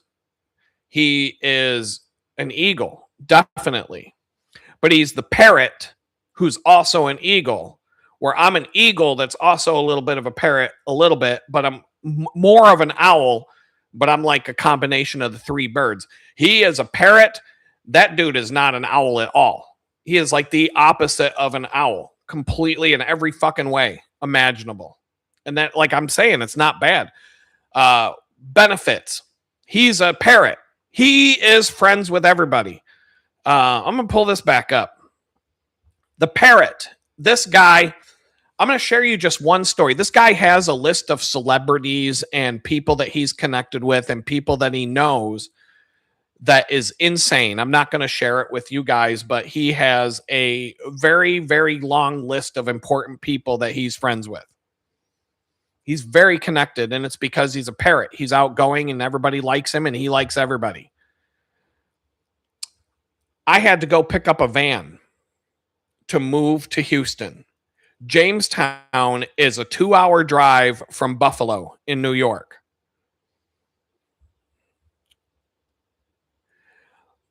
I tried to book a rental van in Jamestown so that I could walk and pick it up. It was going to be like $1,400 from Enterprise Rental Car. Or I could go to Buffalo and get one for like $500. Half the price, less than half the price. So my buddy, he says, if you can change the day you're going to leave, I already have to take my mom there to go to the eye doctor so I can give you a ride and drop you off there. 2-hour drive. It's a 2-hour drive from Jamestown to Buffalo. Keep that in mind. 2-hour drive to go to a major metropolitan area. You know, a city that has an NFL team and a major league hockey team. Big enough for that. 2 hours. When we walked into Enterprise Rental Car in Buffalo, New York, 5 different fucking people in that place were like, hey, what's up, man? I haven't seen you in a long time. Everybody in this fucking place knew him. Everybody in that place knew this guy. And then now I'm all of a sudden everybody's best friend. Oh, you're friends with Kurt. Well, you're friends with me too. And blah, blah, blah. And all these people are just like, they greased the skids. They made it easy for me to rent the van. They gave me some extra perks. They took a day off of my fucking rental charge. So I got a refund on one of the days that I went to Houston. And because it was a Toyota hybrid, I spent $120 on gas for the whole trip. It was like $500 to rent that van. But my friend, I'm saying we were at a place 2 hours away, a random place, walked in the door. Everybody knew him. And I'm like, who the fuck are you, dude? Who the hell are you? Everybody knows him. But dude couldn't fucking log into his Gmail account if it wasn't already logged in. That's like a 2-hour walkthrough. No offense, it's just who he is. But he's an eagle too because he runs his business. He runs a business. He has he has to be a leader to do what he does. But he's a parrot first, by and large. A lot of CEOs of companies are either a parrot or an eagle, and a lot of times the CEO is a parrot because the CEO is the face of the company and they're the ones that got to put themselves out there and shake all the hands and be the politician and do the social networking and the social circles and run all the meetings and everything else. And a parrot is more conducive to that, where an eagle might be, a CEO could also be an eagle, but they're usually a dick and they usually don't they're the CEO, like Eddie Lampert at Sears. He'd just sit back behind. He'd never show up to a meeting in person. He was like Tom Cruise in Tropic Thunder, showing up on a TV screen in the front of the meeting and telling the assistant to go hit that guy in the face like that. That's an eagle as a CEO, but not, that's not a parrot. But so that's an example of that. But you put 2 eagles, the one point I was going to make is if you put 2 eagles together on a team, they're going to fucking fight with each other. They're going to butt heads. They're going to try and dominate each other. It's just like it's like you got a doe in heat and you got 2 bucks with their horns sticking out and they're banging each other's head trying to get the doe. And that's what happens when you put 2 alphas in a room together, 2 eagles in a room together. They're going to be pecking each other and they're going to be fighting each other. And typically when you got 2 eagles on your team, one of them's going to get shoved off the cliff. One of them's going to have its wing broken and that's going to be shoved off the cliff because you can only have one. They won't get along. They will fight with each other, et cetera, et cetera. And because my client is part eagle, we butt heads a lot. But then he's got that. Like, I'm not the outgoing. I'm not the guy who can go to a place 2 hours away and know everybody. It's some random shit I just walked in the door at. But I can get things done. and I don't have a problem if somebody makes a dumb decision for their business and they hire me to do the design, and they come up with a bad idea. I don't have a problem saying that sucks. Let's fix it. Like a dove, if a dove had my job and a client said, I don't like that color, let's use this color, make the logo bigger. No, it needs to be exactly what I said. Don't argue with me. Okay, I'll do what I'm told. They're just going to do what they're told. Even if they disagree with you, they're not going to tell you they disagree with you, because they're just going to do what they're told. You don't want a dove if you hire a designer. I mean, a dove, I do know designers that are doves, and they're beautiful. They make beautiful designs, but they don't stand up for themselves in a meeting. A dove, see, so I worked at a big company. I worked at Paychecks. They hired me straight up because I was an eagle. Like, they told me when they hired me, we can see that you don't put up with anybody. Their exact words were, we can tell that you don't put up with anybody's shit, and that you don't care what people think about you, and that's why we hired you. Because they gave me a team of 5 designers, 3 of which were doves. They were girls, 3 girls. I'm not going to name their names, but they were straight up doves. They would go to a meeting with people higher up than them in the meeting, and their designs would get shit on left and right. And they would get stomped on and thrown in the dirt, and they wouldn't stand up for themselves, even though their design was better than what was being proposed. And at the end of the meeting, they would come back with their head between their legs and be all like upset, and then like everything's getting changed and turned ugly, and they can't do anything about it, etc. Not when Adam shows up to the meeting. That ain't fucking happening. Now my doves are coming to the meeting with the eagle. And when they start trying to shit on the dove, I'm going to be like, you're going to have to come through me to get to the dove. So what are you going to do about it? And I'm a wall. I wasn't going to break. And so I was able to get things done that have been stuck for a really long time, because the bottom line was, I had no fucks to give. I didn't care if you're worth $60 million and you live in a big mansion and have 3 Ferraris and a 20-year-old trophy wife and all the other crap, because you're some big important guy, in some corporation. I don't give a shit. If you're doing something dumb, I'll say it.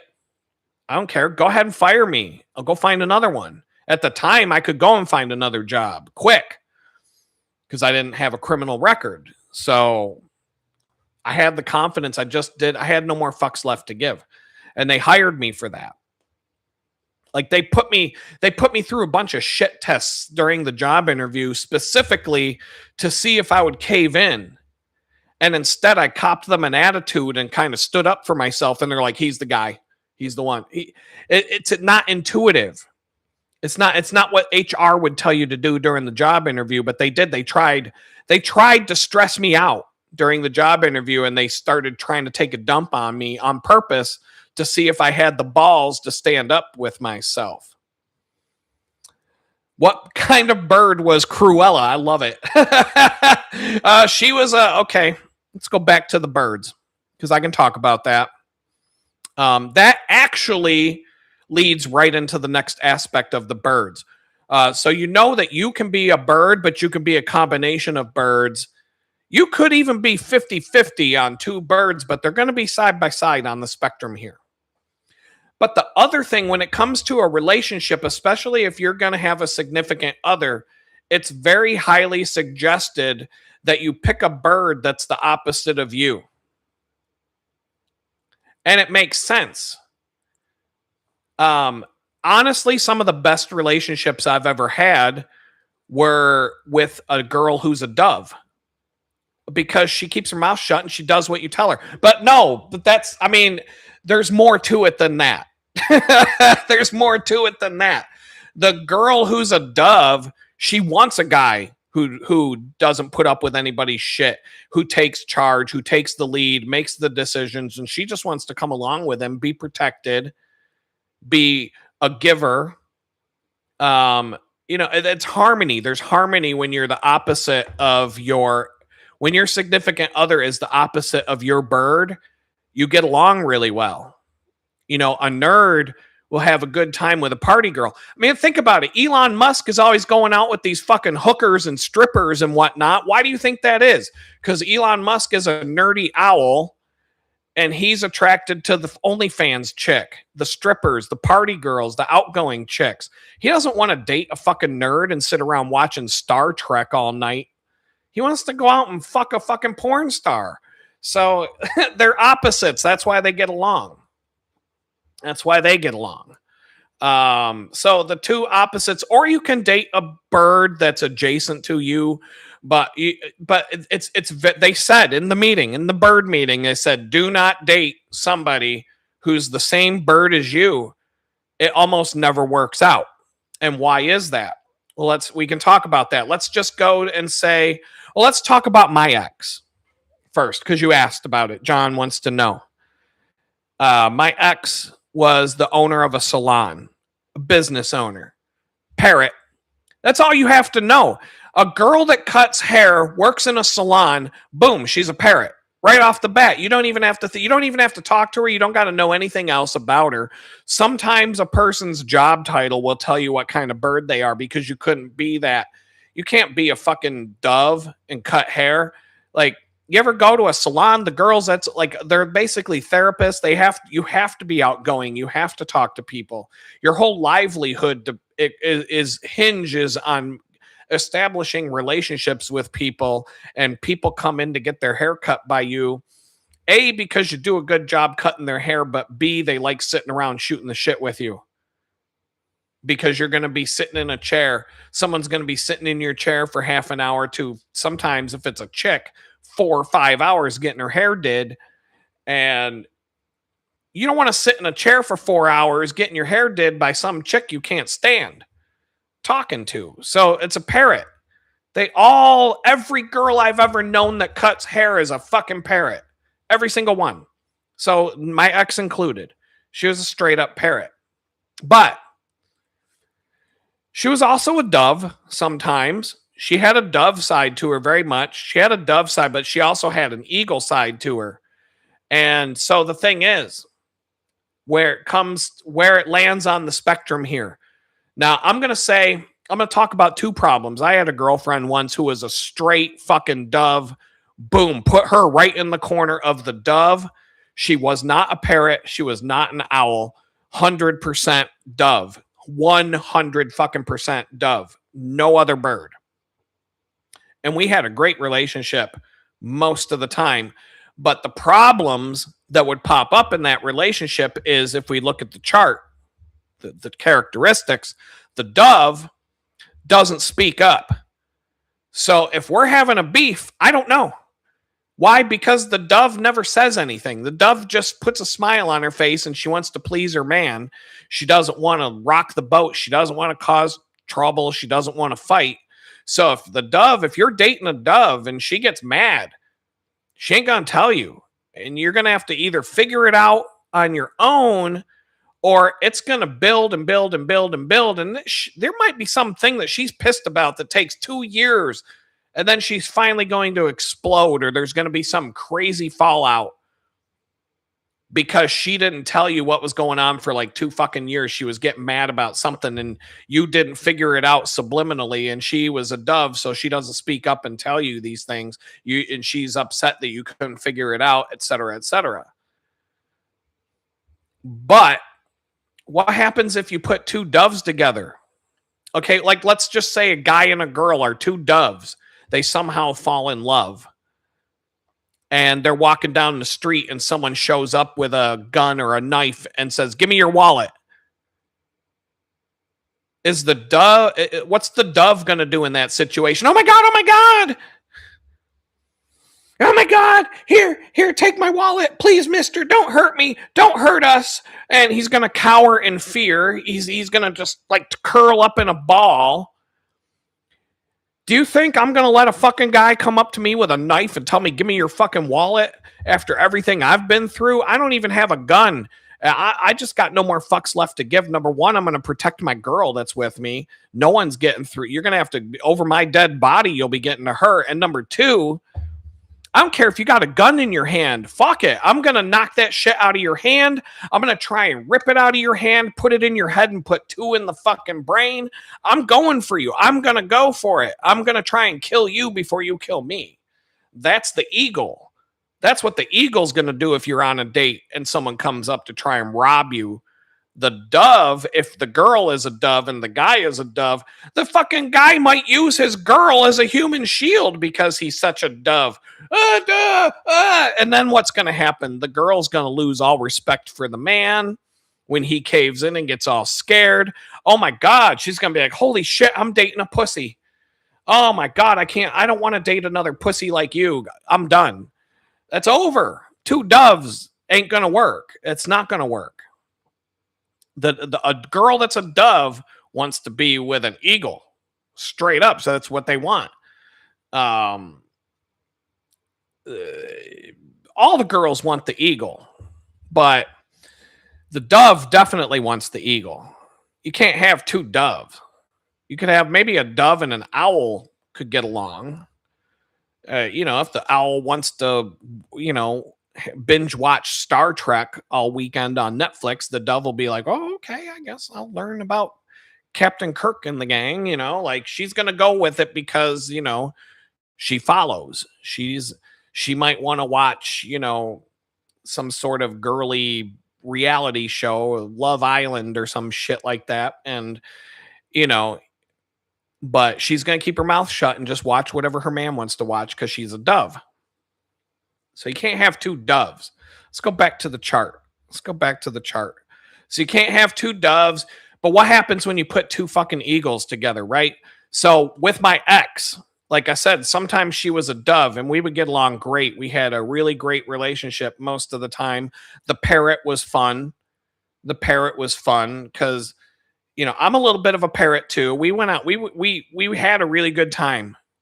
She brought more of the parrot out of me than I would normally have, because when you're with the parrot and she's on my arm and we're going to this place or that or the other thing, it makes me be more of a parrot because I'm with her and I'm more comfortable in my parrot outfit.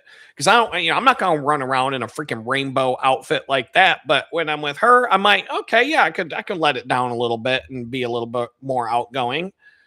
I did notice that I was more outgoing when I was with her and more comfortable in social settings than I would be by myself. But she also had this eagle side, and when the eagle came out, fuck, man, that was the end of it.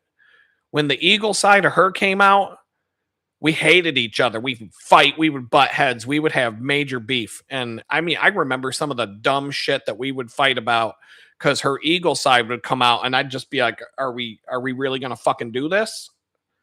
All right, bring it. You're not going to beat me. You know what I mean? And that's where, and we would go at it. Straight up vicious, claws, beaks, feathers flying around. It would, that's what happens when you put two eagles in the room.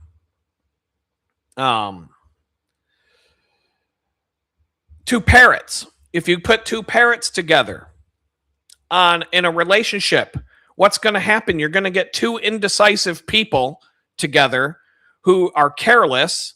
So neither one of them is going to be able to balance the fucking checkbook, pay the bills. The electric bill is going to be, the electricity of their house is going to get shut off every 2 months because somebody forgot to pay the bill. Every time they have a conversation with each other, they're too busy listening to each other talk. Like they're too busy caring about what they have to say than to listen to the other person talk. And when you have two people like that talking with each other, they're basically talking to themselves. The other person's not listening. Two parrots are going to be sitting at the fucking dinner table with their phone in their hand, looking at their follower count on Instagram, wondering why I lost 250 followers when I have, 150,000 followers Oh no, my follower count dropped by 30 or 40. Hold on, babe. I got to figure this out. Like that's what happens when you put two parrots together. Two parrots together. The girl's on OnlyFans and she's got a bunch of simps sending her fucking text messages that paid for her to simp out on fucking OnlyFans while you're sitting there, using your fucking self-facing camera to check your hair because you didn't have a fucking mirror. Like two parrots aren't going to be good for each other, and two owls they're just going to be boring. They're going to have a boring life. The two owls are just going to be like who wants to sit, like, let's sit home and watch the Star Trek marathon this weekend, right? And I mean, like, I'm a little bit of an owl.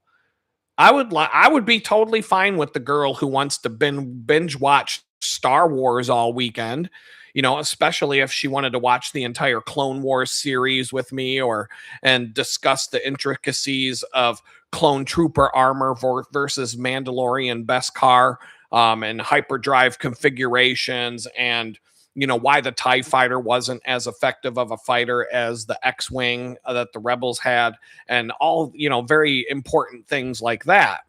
I'm good on Star Trek. I don't give a shit about Star Trek, but that's what's going to happen when you put two nerds together. They're not going to have passion.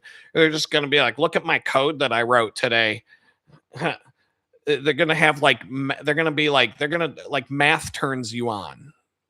You know what I mean? Like, I don't know. They're definitely going to have their bills paid. Their house is going to be tidy. They're each going to have a 401k. They're the ones that sit at the fucking breakfast table on Sunday. They each got a newspaper in their hand just because it's retro and they just like holding the newspaper in their hand, even though you can read it on the phone now. That's what the two owls are going to be when they get together. So I've had, out of my relationships, a lot of doves. I've had some doves, a lot of parrots, dove parrot combos. And I've even had a couple of nerdy girls, the owl or the parrot / owl. But eagle, fuck, dude, I don't get along with an eagle at all. And what else would we call the eagle? We'd call her what? What do they call them? The boss bitch, the leader, the CEO, the female CEO, whatever. Once again, like I was saying, my ex, she was a parrot mostly, but she also had to be a eagle to run a business, and she definitely could be. She was very. I mean, would you say that throwing a guy out into the fucking street to be homeless, that was supposedly your soulmate, that you waited for 19 months for him to come home from prison before turning on him and stabbing him in the back, would you call that person a little bit cutthroat? And if we remember, go back to the screen, why, look at that. Cutthroat, ruthless, bossy. That all falls under the eagle. So she was definitely part eagle. But the eagle, two eagles in the same room, that shit ain't gonna fly. No pun intended there. That is not gonna work. So we got the boss bitch. Who does that like? So, okay, it's easy. It's easy to know if a guy is an eagle, find a dove. They're everywhere. There's a lot more women doves than men. The men aren't very. There's not a lot of dovey men. A lot of if a man is a dove, he probably likes other dudes. But there are women out there. We call them the boss bitch now. You go, girl. The boss bitch is the eagle, the dominant. So you got different ways that those women operate in relationships. You've got the dominatrix, with the fucking submissive guy. You've got the cuckold, the girl who basically brings her fucking stud eagle boyfriend over to fuck her brains out on a Tuesday night while her fucking dove cuckold husband sits in a chair and watches it, or he hides in the closet, or her cuck husband has to go out and play Xbox while she has her boyfriend over because he's the one laying down the fucking pipe on Wednesday night. The dove ain't getting it. The dove ain't getting her off. The boss bitch needs to get fucked like a boss but she isn't going to be able to be with a boss because they're not going to get along. So she has to go find a fucking simp that just puts up with all of her bullshit and hides in the closet while she's fucking the other eagle. That's how a boss bitch works in this grid. I mean, it all matches the grid. There's the boss bitch. There's the cuckold.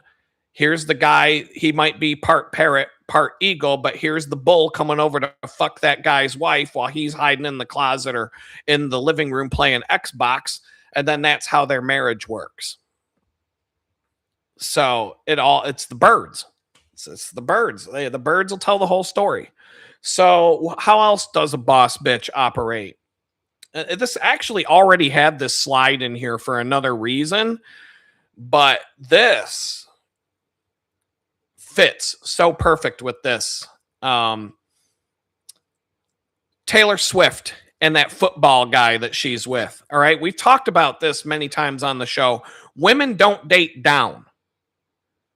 A woman's always going to want a guy who's more successful than her, has more money than her, can provide her with more than what she can provide for herself.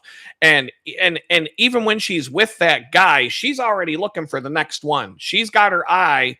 We call it monkey branching. It's when a girl, when you watch how a monkey swings from one tree to the other, they don't just swing and fly through the air and grab onto another branch. They're holding on to a branch on the tree. They see the tree that they want to go to, they reach out. They grab the branch on the other tree.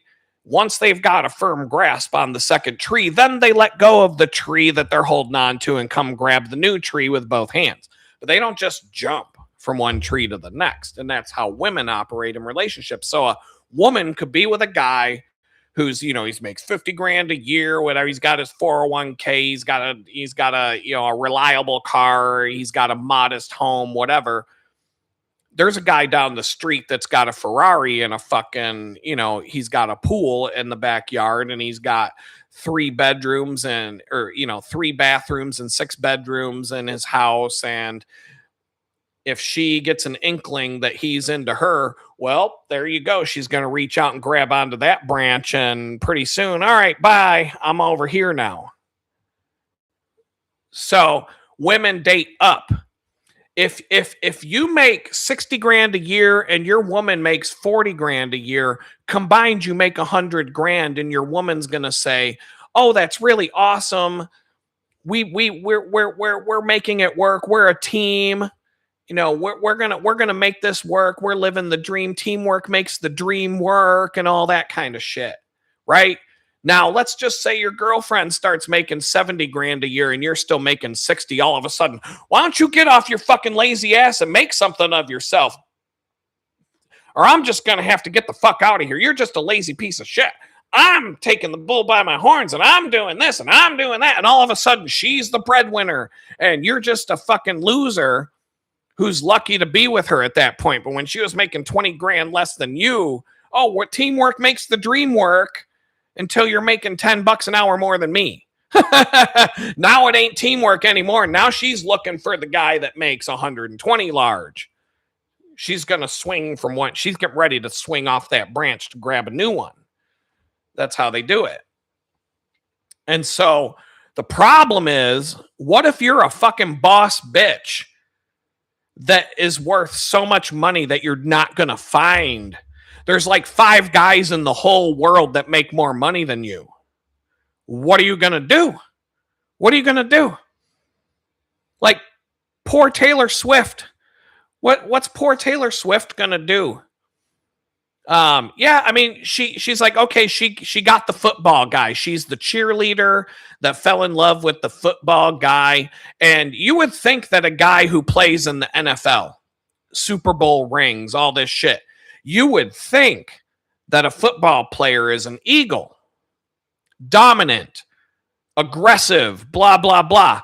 But that's not necessarily so. The only reason that this relationship is going to work, quote unquote, because if Taylor Swift wants to date up in terms of the financial ladder, she's got to go with Elon Musk, Jeff Bezos. She's got to go fuck Bill Gates. She got to find some 90-year-old oil tycoon or some shit like that. She can't find a good-looking guy that's going to give her, what she wants in that department, she's not going to find a guy making more than her. Travis Kelce reveals he and fiance Taylor Swift have never argued in their 2.5-year relationship. And the response is, low key, I feel like I also wouldn't argue with my partner if our combined net worth was 1.67 billion and her half of that was 1.6 billion. That motherfucker don't got no say. The reason why those two are in a relationship, that if it's going to last, it's because that motherfucker is a dove. He's a straight up dove. He's the cuckold. She's the eagle. She's the boss bitch with the, $1.6 billion. And this guy's just got, 70 million or whatever he's got. He ain't shit. He ain't shit.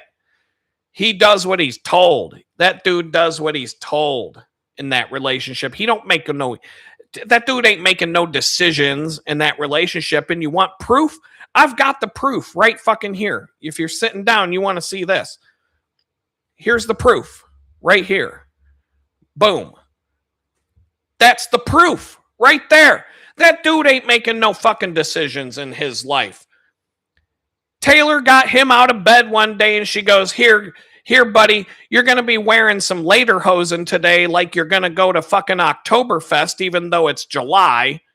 And, here, I want you to put this Kentucky Fried Chicken bucket on your head and walk around like a fucking doofus all day. And what's he going to do? Say no? Is he going to say no to the girl that's worth 1.6 billion of their 1.67 billion net worth combined? That motherfucker hasn't made a fucking decision in that relationship since the day that relationship started.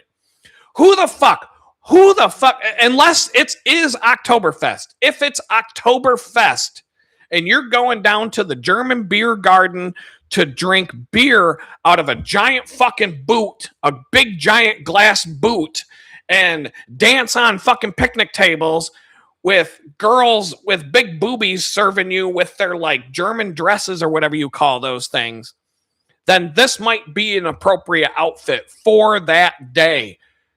Otherwise, what the fuck is that?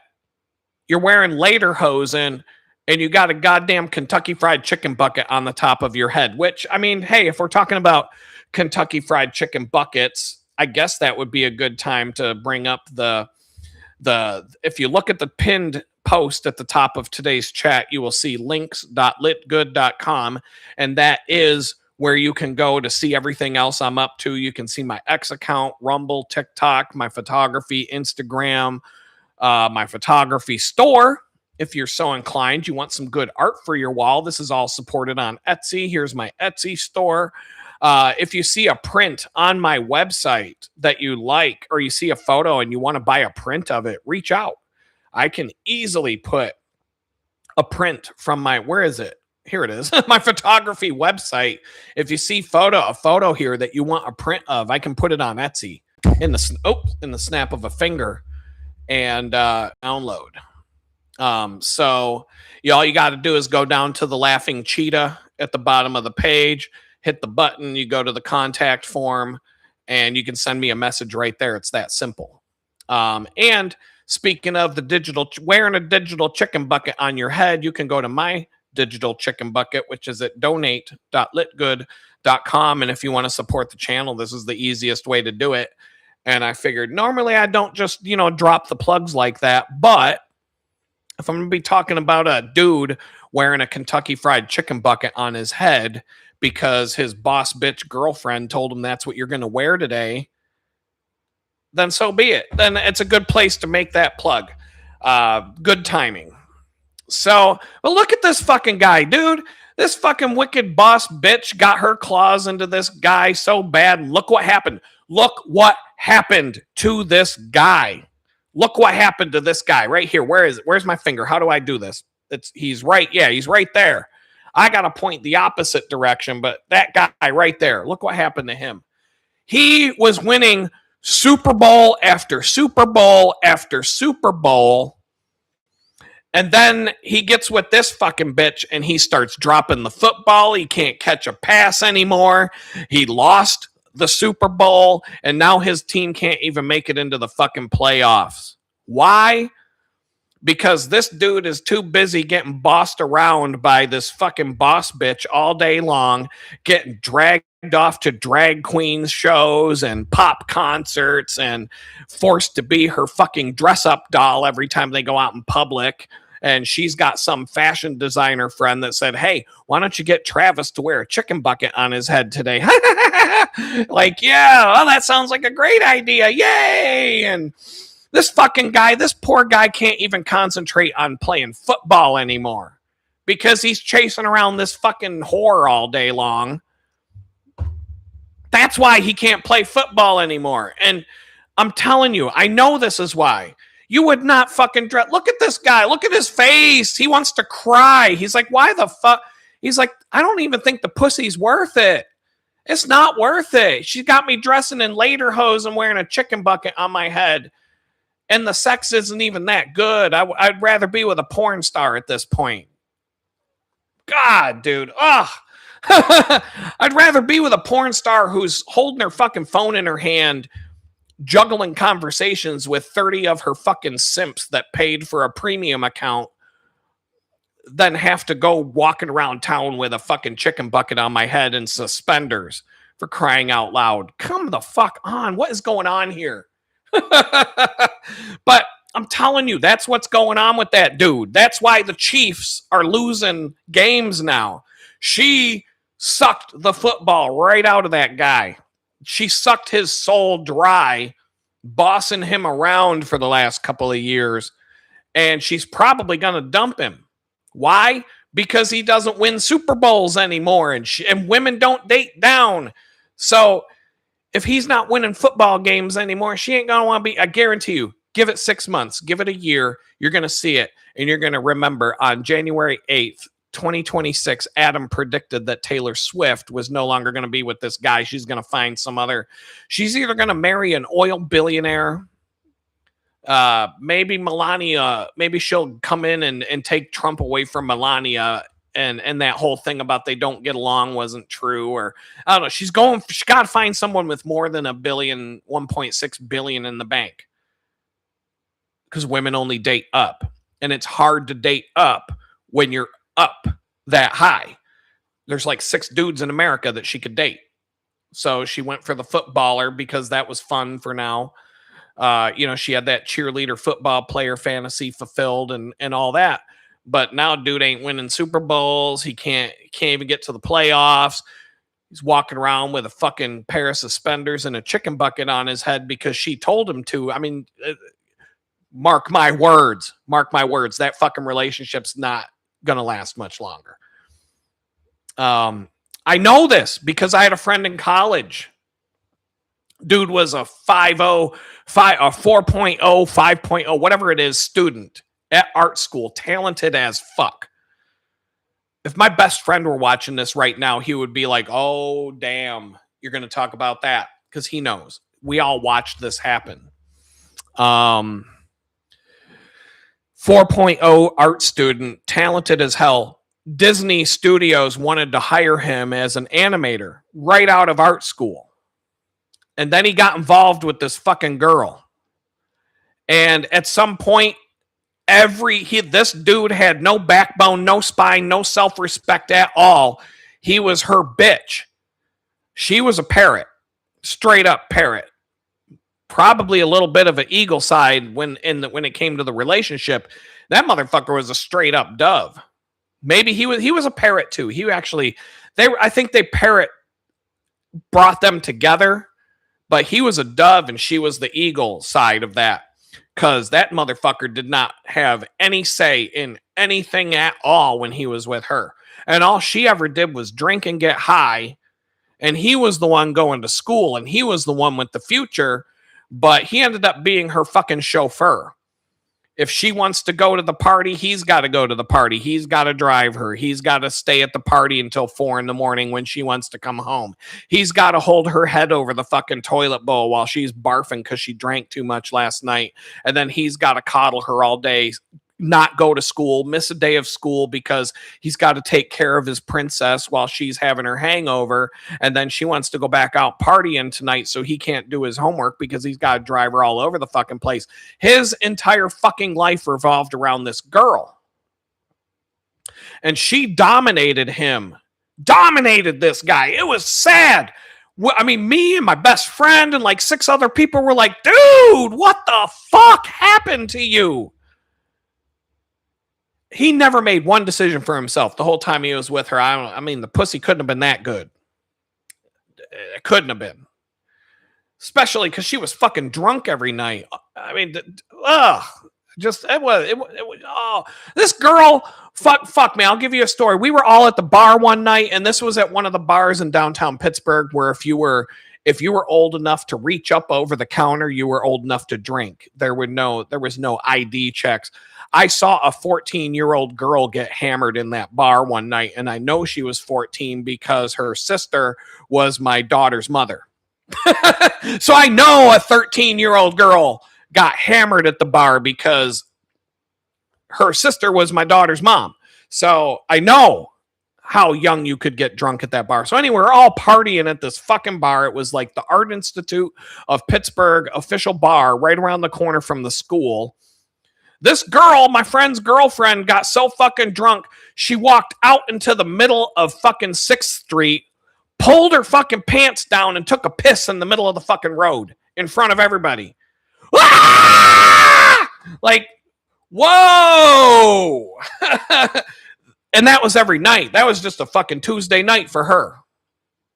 So my friend, the 4.0 art student who had a guaranteed job as an animator with Walt Disney, became her boyfriend and never had a fucking say in his life from that day forward. And he came this close to flunking out of art school. All of his grades dropped down to like just 1 point above passing. He never finished his projects anymore. He completely fell off the fucking wagon like 6 months before, like 6 to 8 months before we graduated. He went from having his life in front of him to almost not even being able to graduate from art school. Like not real college, art school, where you draw pictures to get a grade and all you had to do was draw a couple pictures and you get a fucking certificate. No, he almost failed that. And Disney decided not to hire him because they saw that he was like, oh, they saw what happened to him and they're like, nah, we're good. We got other people to hire. He didn't get a job out of school. He graduated before me. So I got him a job at an ad agency I worked at right out of school. He was a really good friend. He was one of my best friends at the time. I got him a job. They fired him in like 2-3 months. He didn't even last 3 months at that job. I'm not going to get into the reason. His career completely fell apart. All the people that supported him all the way up as he was rising up in his career were shocked at the downfall he took. And the last I knew about the guy, he became a garbage collector, a trash collector for the city that we were living in Rochester, New York. And that's the last I ever heard about him. I've never even heard about him anymore. The motherfucker is not on the internet. Like, I've looked him up. I try to find him. I'm like, he's not on the internet. He is not on the internet. I don't even know if he's alive. But his whole life was ahead of him. Met this girl. She became his boss. And he just went like a rocket ship. He went like one of Elon Musk's rocket ships that just crash into the ground and boom! And that was the end of it. All because he got with the wrong girl. Because, that's what women will do. If you let them. So there you go. I can't be with a boss bitch. I can't be with the fucking eagle. I can't be with a girl who's going to boss me around. I've never had a girlfriend who could boss me around, ever. Whenever it goes down that path, we're done. We break up. It doesn't last very long at all. And, even like the doves were always the best, but I get along with a parrot too. Parrots and doves, fine with me. Parrots are fun. Doves are nice to be with. What type of bird do you think mostly watches your video? I'm assuming it's a mixture of all the birds. What we had, Blue Sky. What bird would you be? I mean, I only see you pop up on the chat and stuff. I've never talked to you in real life or anything, but would you be a dove? Would you be more like a dove, maybe a dove and an owl combined? That would be my. You may be a freaking boss bitch eagle knocking them down. I don't know, but that would be my guess just based on the interactions on the channel here in the comments and stuff like that. Like, I will picture a bird for everybody. It doesn't mean I'm right, but I will, anytime I interact with anybody, it's like a reflex in my mind. I automatically go, be a parrot. Okay. I could see that too. I was going to be a guess. Dove, parrot. I don't know why I say dove. You seem to be a peacemaker. That's probably, at least that's the impression. But I see chats and comments and stuff like that. But yeah, I mean, I could definitely rock with a parrot dove combo. I could go out with the nerdy girl too, but the parrot's more fun. So I'm just saying, like, I've had, if it's not like this is not the life I wanted. This is not the life I wanted. If you say you're an eagle, owl, or a dove, maybe you're an owl that's part of the other two. If we go back to the chart, you could see that, if you're an owl predominantly, you could also be an eagle and a dove combined. But if you're not super outgoing, I don't know. I mean, it's hard to judge people based on a screen name and some chats. You know what I mean? It's a lot easier in person. I think we could all agree on that. But yeah, I mean, for me, like I said, I don't, the eagle is out. The eagle's the one I can't do. But you can figure that out really fast. I go out on a date with an eagle. There's never a second date. For sure. Like, it doesn't, we don't get along at all. The Meyer-Briggs thing, if you want to, I might have it, but it might take a minute for me to find it. So let's go. I'm going to pull a browser window down to here and see if I have this. It would be in Evernote, which I almost never log into anymore. And if it's there, I'll find it. Oh, shit. There we go. Okay, I'm almost in. Because I've done this. I have a whole printout. Because I did a life coach. I had a life coach of sorts. We were trading services back and forth. And come on. I'm sure. All right. So yeah, don't mind me. I told someone today, I'm like, you would never want to be in the same room with me when I'm working on a project because I'm filthy. If you thought my mouth was filthy on YouTube, you should hear me when I'm working on a project or by myself in my office yelling at my computer. It's ridiculous. I've been like that my whole life and I never stopped doing it. Anyway, let's see here. Oh, here it is. Pop them right up. I am ENTP, the debater personality. Remind me later.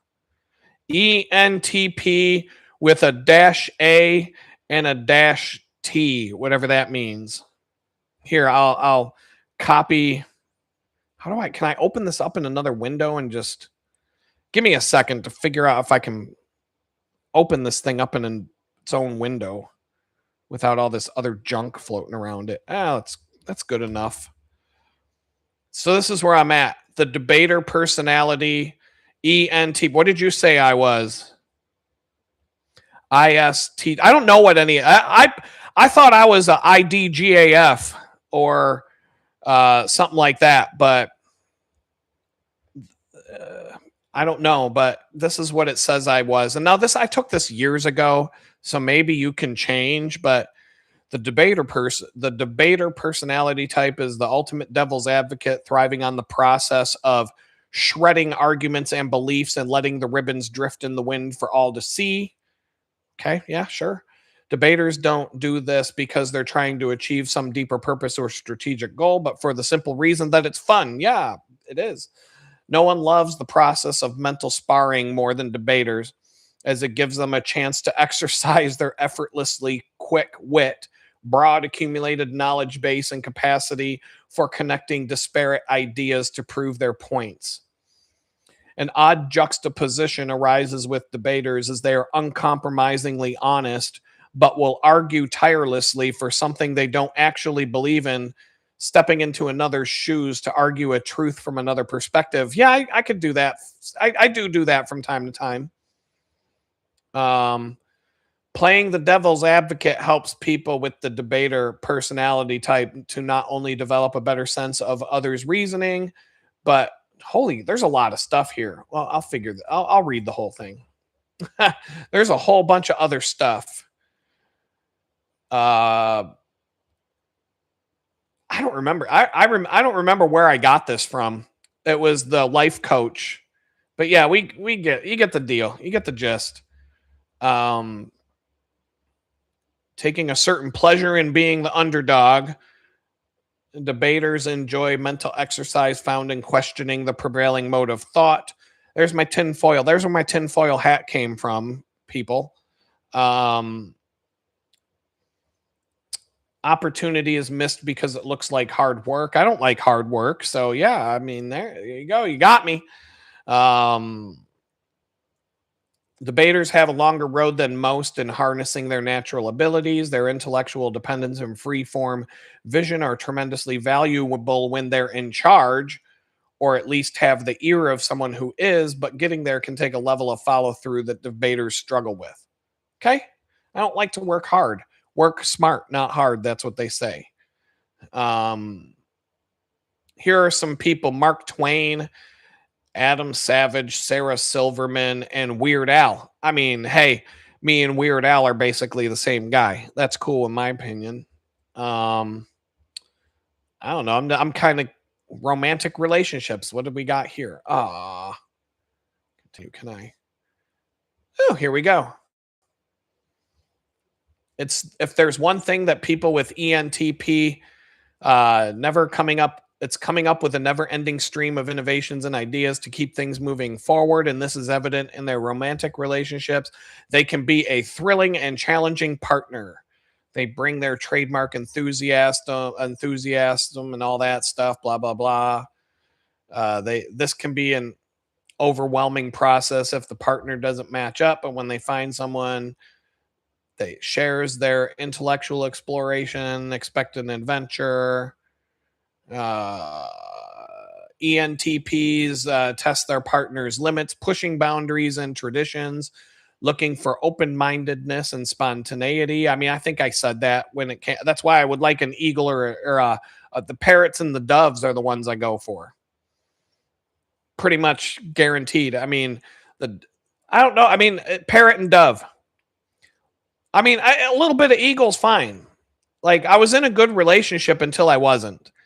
You know, I don't, well, we all have to get into the details, but everything was fine until the FBI drove a tank into my house. We would fight and argue because we were both headstrong, but the eagle part, but it wasn't overbearing. It wasn't being like married. It wouldn't be like being married to a boss bitch like Taylor Swift. And she's like, hey, we're going out today. Here's your lederhosen and your fucking chicken bucket to put on your head. Do what you're told. You know what I mean? Like, it ain't like that. Like, who the fuck? A football player, for crying out loud, dressing like that? Dude, even Dennis Rodman dressed better than that when he was playing with the Chicago Bulls. And that dude was fucking wild. He'd go to a party wearing a girl's dress and have his orange hair, and he'd probably have purple fingernails, and he wouldn't give a fuck. And he was still better dressed than Taylor Swift's boyfriend. And he's like, "Oh, we never fight." Yeah, because you do what you're told. It's easy to not fight when you just say yes, dear, every time something comes up. That's why you suck at football now, because you don't get to practice. Go out and work out and do all the things that made you a good football player. Now you're fucking doing everything she wants you to do, and you ain't got no more time for your game. And now you're going to lose your girl because you're not winning anymore, and she only dates winners. So, there's Cynthia Gibson. I haven't seen you in a bit. What you up to? Good to see you. I like seeing all the regular OGs coming into the. Oh, here we go. Career paths. In the world of careers, blah blah blah. Not every career allows them to utilize both their impressive level of unbridled brain power and their creativity. Oh shit! I'm not even sharing my screen. I thought I was sharing my screen with all this stuff. It's right in front of me. Here it is. INTP, blah blah blah, or whatever. ENTP. Like I said, I thought it was something else. But anyway, not every career. They have been known to shine. Okay, so not every career would allow me to use my impressive level of unbridled brain power and creativity.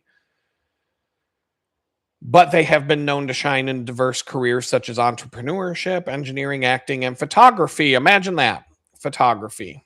And with that, you can go see all of my photography at litgood.com. Once again, any of these photographs are available for prints. And I have other portfolios with more photos. And I have thousands of photographs that I want to get out there. That's my dream. My dream actually make a living being a photographer and selling my fine art prints. But it's so hard. It's such a long, difficult road to follow. Thousands of hours. If I poured 40 to 80 hours a week into this, week after week after week after week, it would take me 10 years to be able to make a living good enough to be able to pay my bills. And that's 40 to 80 hours a week committed to doing this and getting my work out there. So I don't know what to do. I got to get rich doing something else so that I give myself the time to do this. It's the only way I'll be able to do it. I don't know. But yeah, I like being a photographer, just like the career path said. So they got me. They can succeed in almost any career that is in need of a new line of thinking.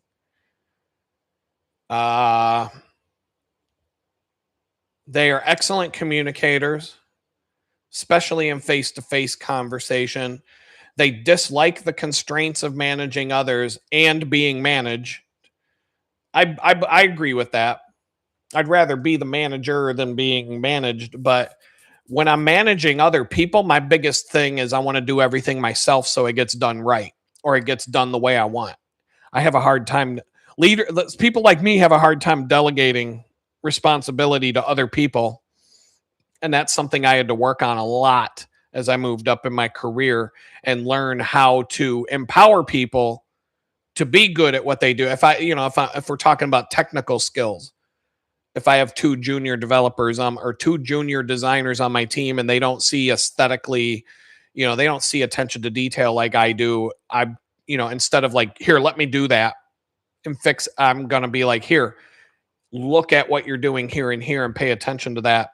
That's your professional development talk for the day. You know what I mean? And like,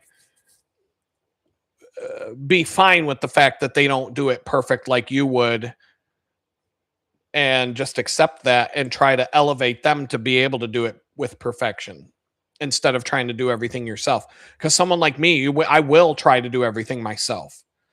And that was hard to let go of control when I became a leader of teams. Let's see. While others, they're natural leaders showing the way forward, inspiring others with sound, logical, intellectual prowess.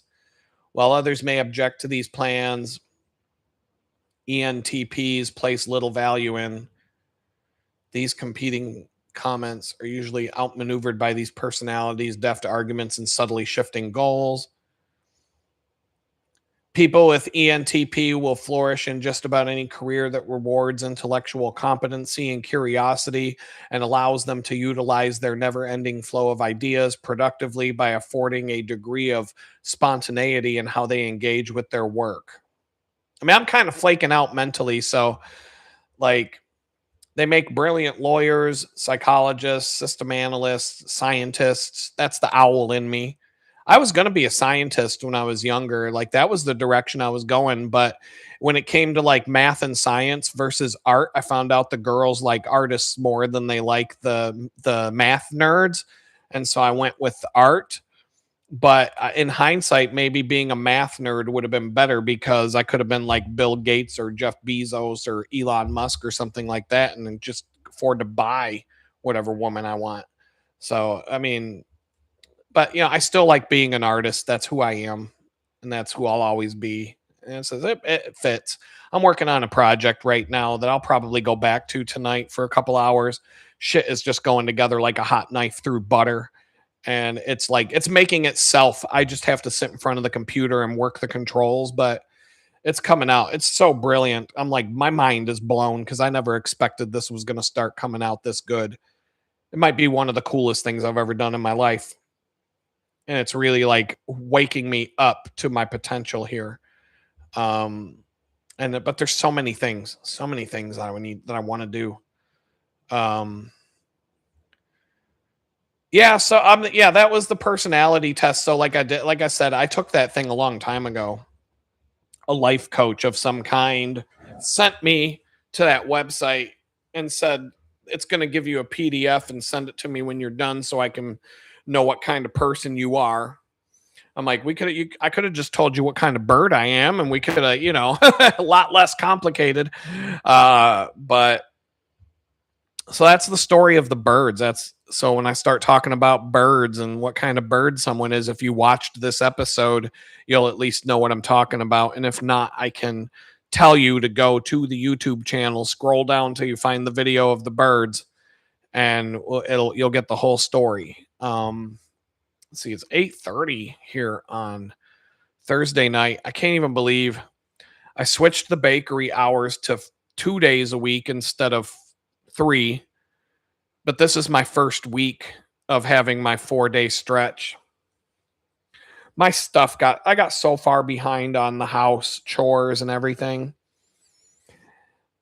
There's like this if you neglect something that you're supposed to do every week, it seems like each week that it gets neglected, it's twice as difficult to get done. Like if I do my laundry once a week, let's just say a chore. Let's say there's a chore that takes an hour to do every week. But if I don't do it for 2 weeks, if I do it 2 weeks from now, it's going to take 4 hours to do that chore, even though only 2 weeks went by. If I wait another week, it's going to be like 8 hours to get the chore done. Like if I wait a month, it could be 8 to 12 hours to get that thing done that normally takes an hour a week. And I have a few chores in mind that fall into that category. One of them is like reconciling all my accounts and money flows and different bills and all that kind of stuff and tracking my money. If I do it once a week, it's less than an hour. But I found out that I didn't do it for over a month, and it took like 8-9 hours to do. Once a week, 1 hour a week, that's 4 hours a month. Don't do it for a month, it's going to be 12 fucking hours. So it multiplies on itself. My water filter back there, the water bottles. Sometimes I neglect refilling water bottles, and I have so many bottles.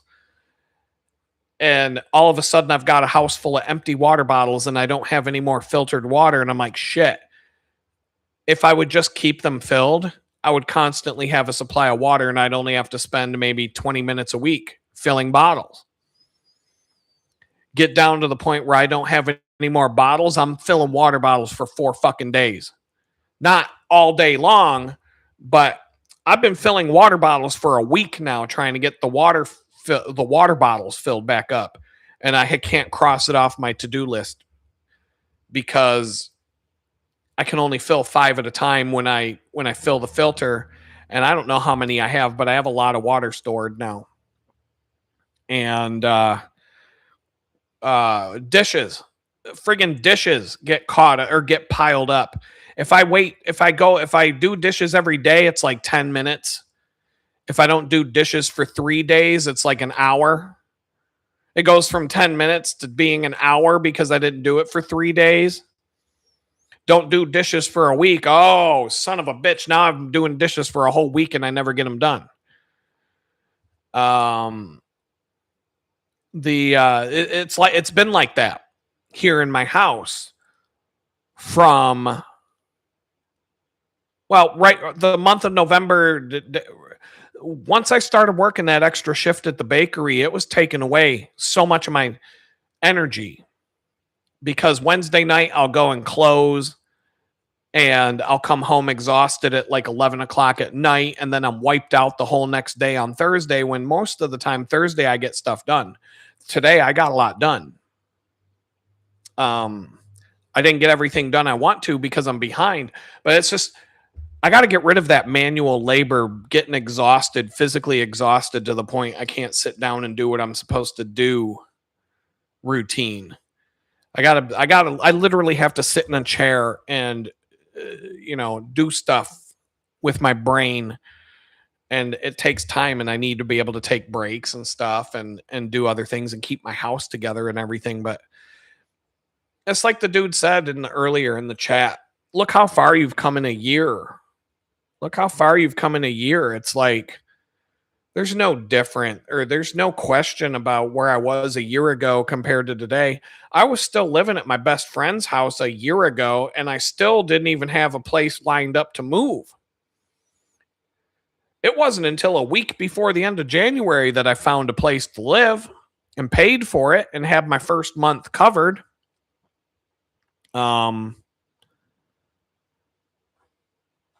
And look how that turned out. And so, when February 1st gets here, that'll be a 1-year anniversary of the day that I moved into that fucking tool shed from hell and lived there. Oh my God, I couldn't even imagine what life would be like if I was stuck there still. I drive by that house every now and then. It gives me the fucking willies, man. There's like 8 cars in that fucking little driveway now, all stacked up on top of each other and all over the front yard.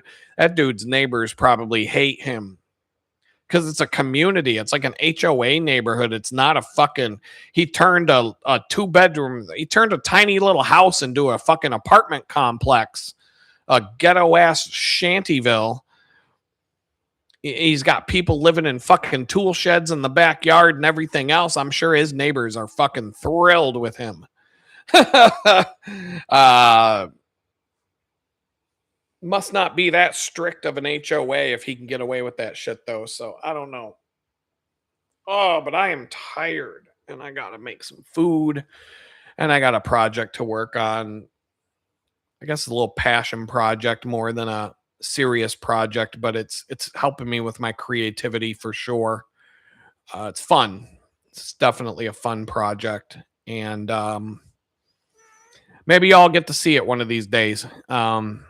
I have a feeling it's something that could go viral, but we'll see what happens.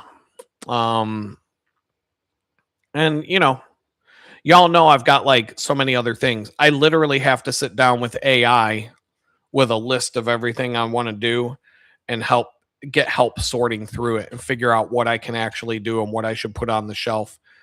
So with that, but I'm really starting to fall out right now. You can see me, I'm just flaking. We already got Blue Sky saying goodnight to the crew, and I think I'm about to say goodnight too. So thanks for showing up. The OGs always got my back. Glad to see you all here. Had a good time tonight. I don't know what we'll talk about next week. Don't forget the members only live stream will be Sunday, 2:00 usual time. I will probably put up a reminder of that and next week's live stream like the thumbnail and the announcement on the YouTube channel tomorrow. I'll try to do it tomorrow. I am getting my hair cut tomorrow. That'll make me feel better. This week I'm starting to feel like my head is like 20 degrees too warm because it's like a beaver pelt when it starts filling in on the sides. It's like I'm wearing a freaking winter hat and it's like 80 degrees outside. So um get that taken care of tomorrow. I'll be looking better on Sunday. And thanks for stopping by. And if you got any ideas of what you want to talk about, you know how to get a hold of me. With that, I'm just going to say peace out and I hope y'all have a good night.